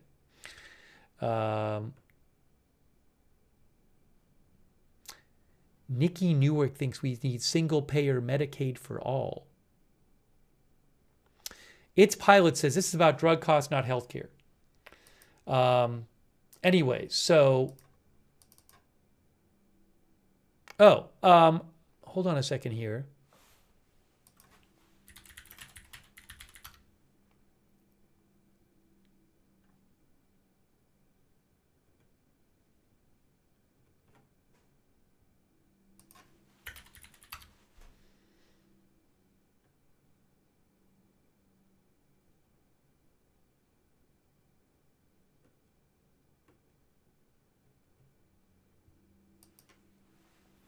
Chris N says it is very complicated.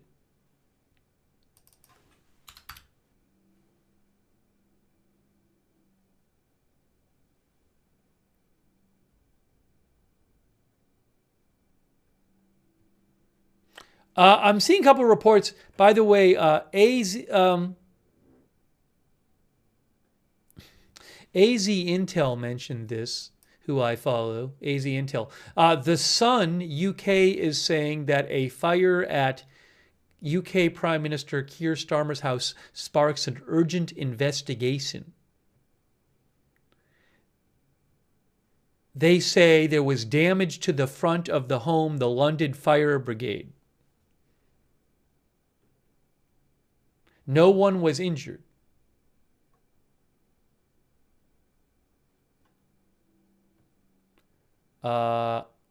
So again, the Sun UK is saying that the police and fire services are telling them that there was a fire in the front of Keir Starmer's home. Overnight, I guess.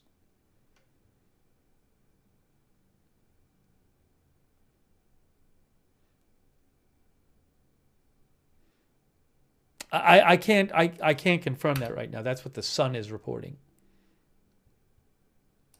Oh, Politics UK says the front door of Keir Starmer's North London home was set on fire today. It is now under control. So I can't confirm this. I'm hearing some different reports. CGTN, which is Chinese news, I think it's state news, is reporting it as well.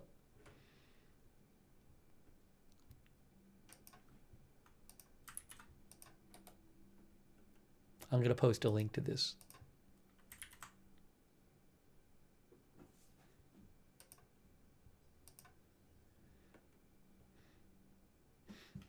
I'm going to wait till more news comes in. Anyways, I'll post about it. Look, that's a different story. So, all right, I'm going to start wrapping up this stream in a second.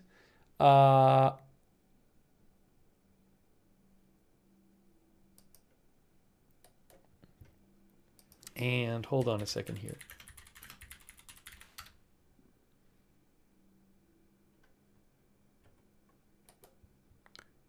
Where is this here? Oh, also, Juice Meal mentioned Sky News reported that a power outage hit the London Underground, causing major travel disruption.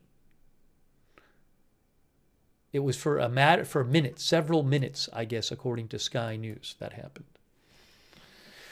All right. Anyways, look, if we might come back on to do more coverage later today of different news stories. So I'm going to start wrapping up this one, but I'll keep you informed of various stories coming on, and I will post on my X account about the news. And if there's a big enough story, we'll come on the air and cover it. So on X, I'm at Lookner on X. You can follow me over there. I post there during the day and night, breaking news. And again, if there's some huge story, we'll come back on the air. So when I get off the air, I'll look into these stories and post more if need be. I really appreciate you guys being here for this live stream, for this press conference coverage. So thanks for coming out, and subscribe and follow the channel, Agenda Free TV. We cover all kinds of live breaking news without an agenda here. Also, shout out to everybody who's been posting comments in the chat, letting me read them, and participating in the chat. Let's see here.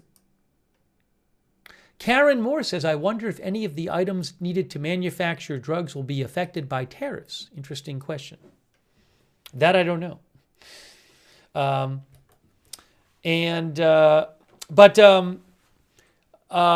if there's big stories later today, we'll come on the air and cover them.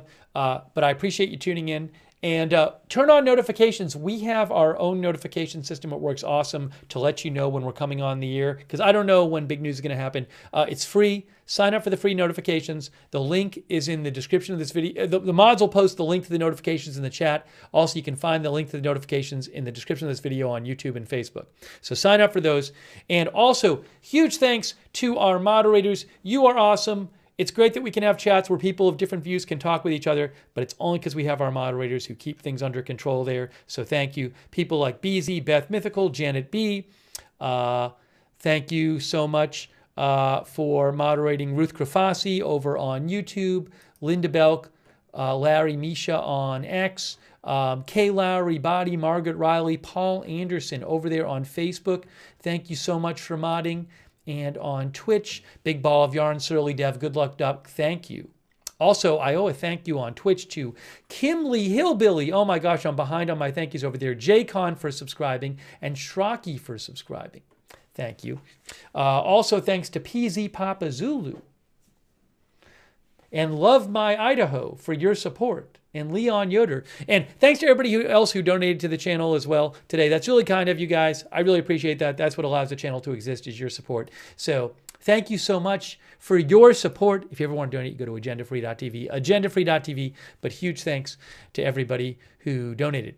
I mentioned the X account. Another good way to find out my X account. Agenda Free TV has an X account, and that if you're on X, that's a great way to find out when we're going live at Agenda Free TV. I always post over there when we're going live. I post updates about the channel there too. So follow over on X at Agenda Free TV. And we also have a free chat where you can chat with other viewers when we're not on the air. That's on Discord. A bunch of our viewers like doing that. Check out the chat. It's the same link as the notifications. To sign up for the notifications, chat is the same, the Discord chat. So check out the Discord chat as well. And for those of you who watch on YouTube, I would suggest turning on the YouTube notifications. That's another great way to find out when we're live. It's a little weird to turn it on, how to turn that on. If you're watching on YouTube, if you want to get the YouTube notifications, you got to subscribe to the channel, and then you click the notifications bell, and you choose all notifications. So make sure, if you're watching on YouTube, if you want to get the notifications, click the bell and choose all notifications. Okay, I also want to shout out our Facebook subscribers, like, by the way, Connor Garrity says health shares are selling. I haven't checked pharmaceutical stocks. I'm guessing some of them might be down.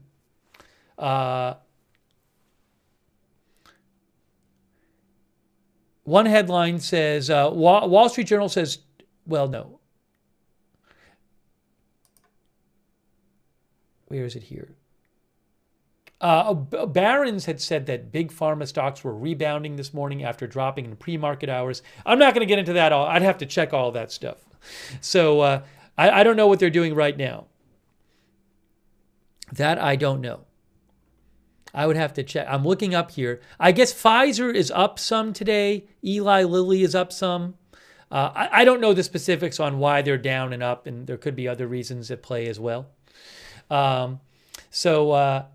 It's an interesting question, but we're going to wrap this up right now. Hey, I want to thank our Facebook subscribers so much for subscribing over there and supporting the channel, like Sharon Klassen Goslin, Rita Evans Lang, Robert Rial II, Lou Green, Diane Allworth, Kay Lowry Body, Margaret Riley, and all of our other Facebook subscribers. Huge thanks for subscribing there. On Twitch, our subscribers over there like Shraki, J-Con, C50 Pack, Flumpingtons, Wall Street Shaggy, Ponicus, and Uncle Floyd GG, Billy Joe, and Personal Munchies.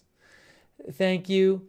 And all of our other subscribers on Twitch, and our YouTube members like Jim Eaton and Jane Jones, Northwoods Hiker, CAC813, Leslie Ladyhawk, Raina Hood, Crypto King, Beam Me Up, Evelyn in Maine, Quentin from Astoria, JK Cinar, thanks for being a member, Crypto King, Bluesy Girl, Samurai Conscious, and K Mino, Dodger Blue, NY Committee, Northwoods Hiker, TFB, April Lee Lax Queen, K Mino, and all of our other YouTube members, Streamer Services, Eric Johnson.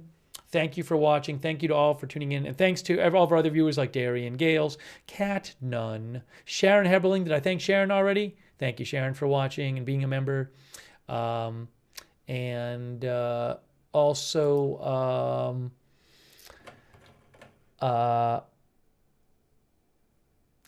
Audrey Burbank, thank you for watching. And everybody else for watching as well. Sketty Sandwich, Gina Pina, and others. All right, that is it, guys. Thank you so much for watching our live breaking news coverage of the Trump. Oops, I never updated the bottom there. Well, thank you for watching our live press conference coverage. And if you missed it, you can rewind it and watch it. We'll see you soon with more live breaking news coverage right here at Agenda Free TV.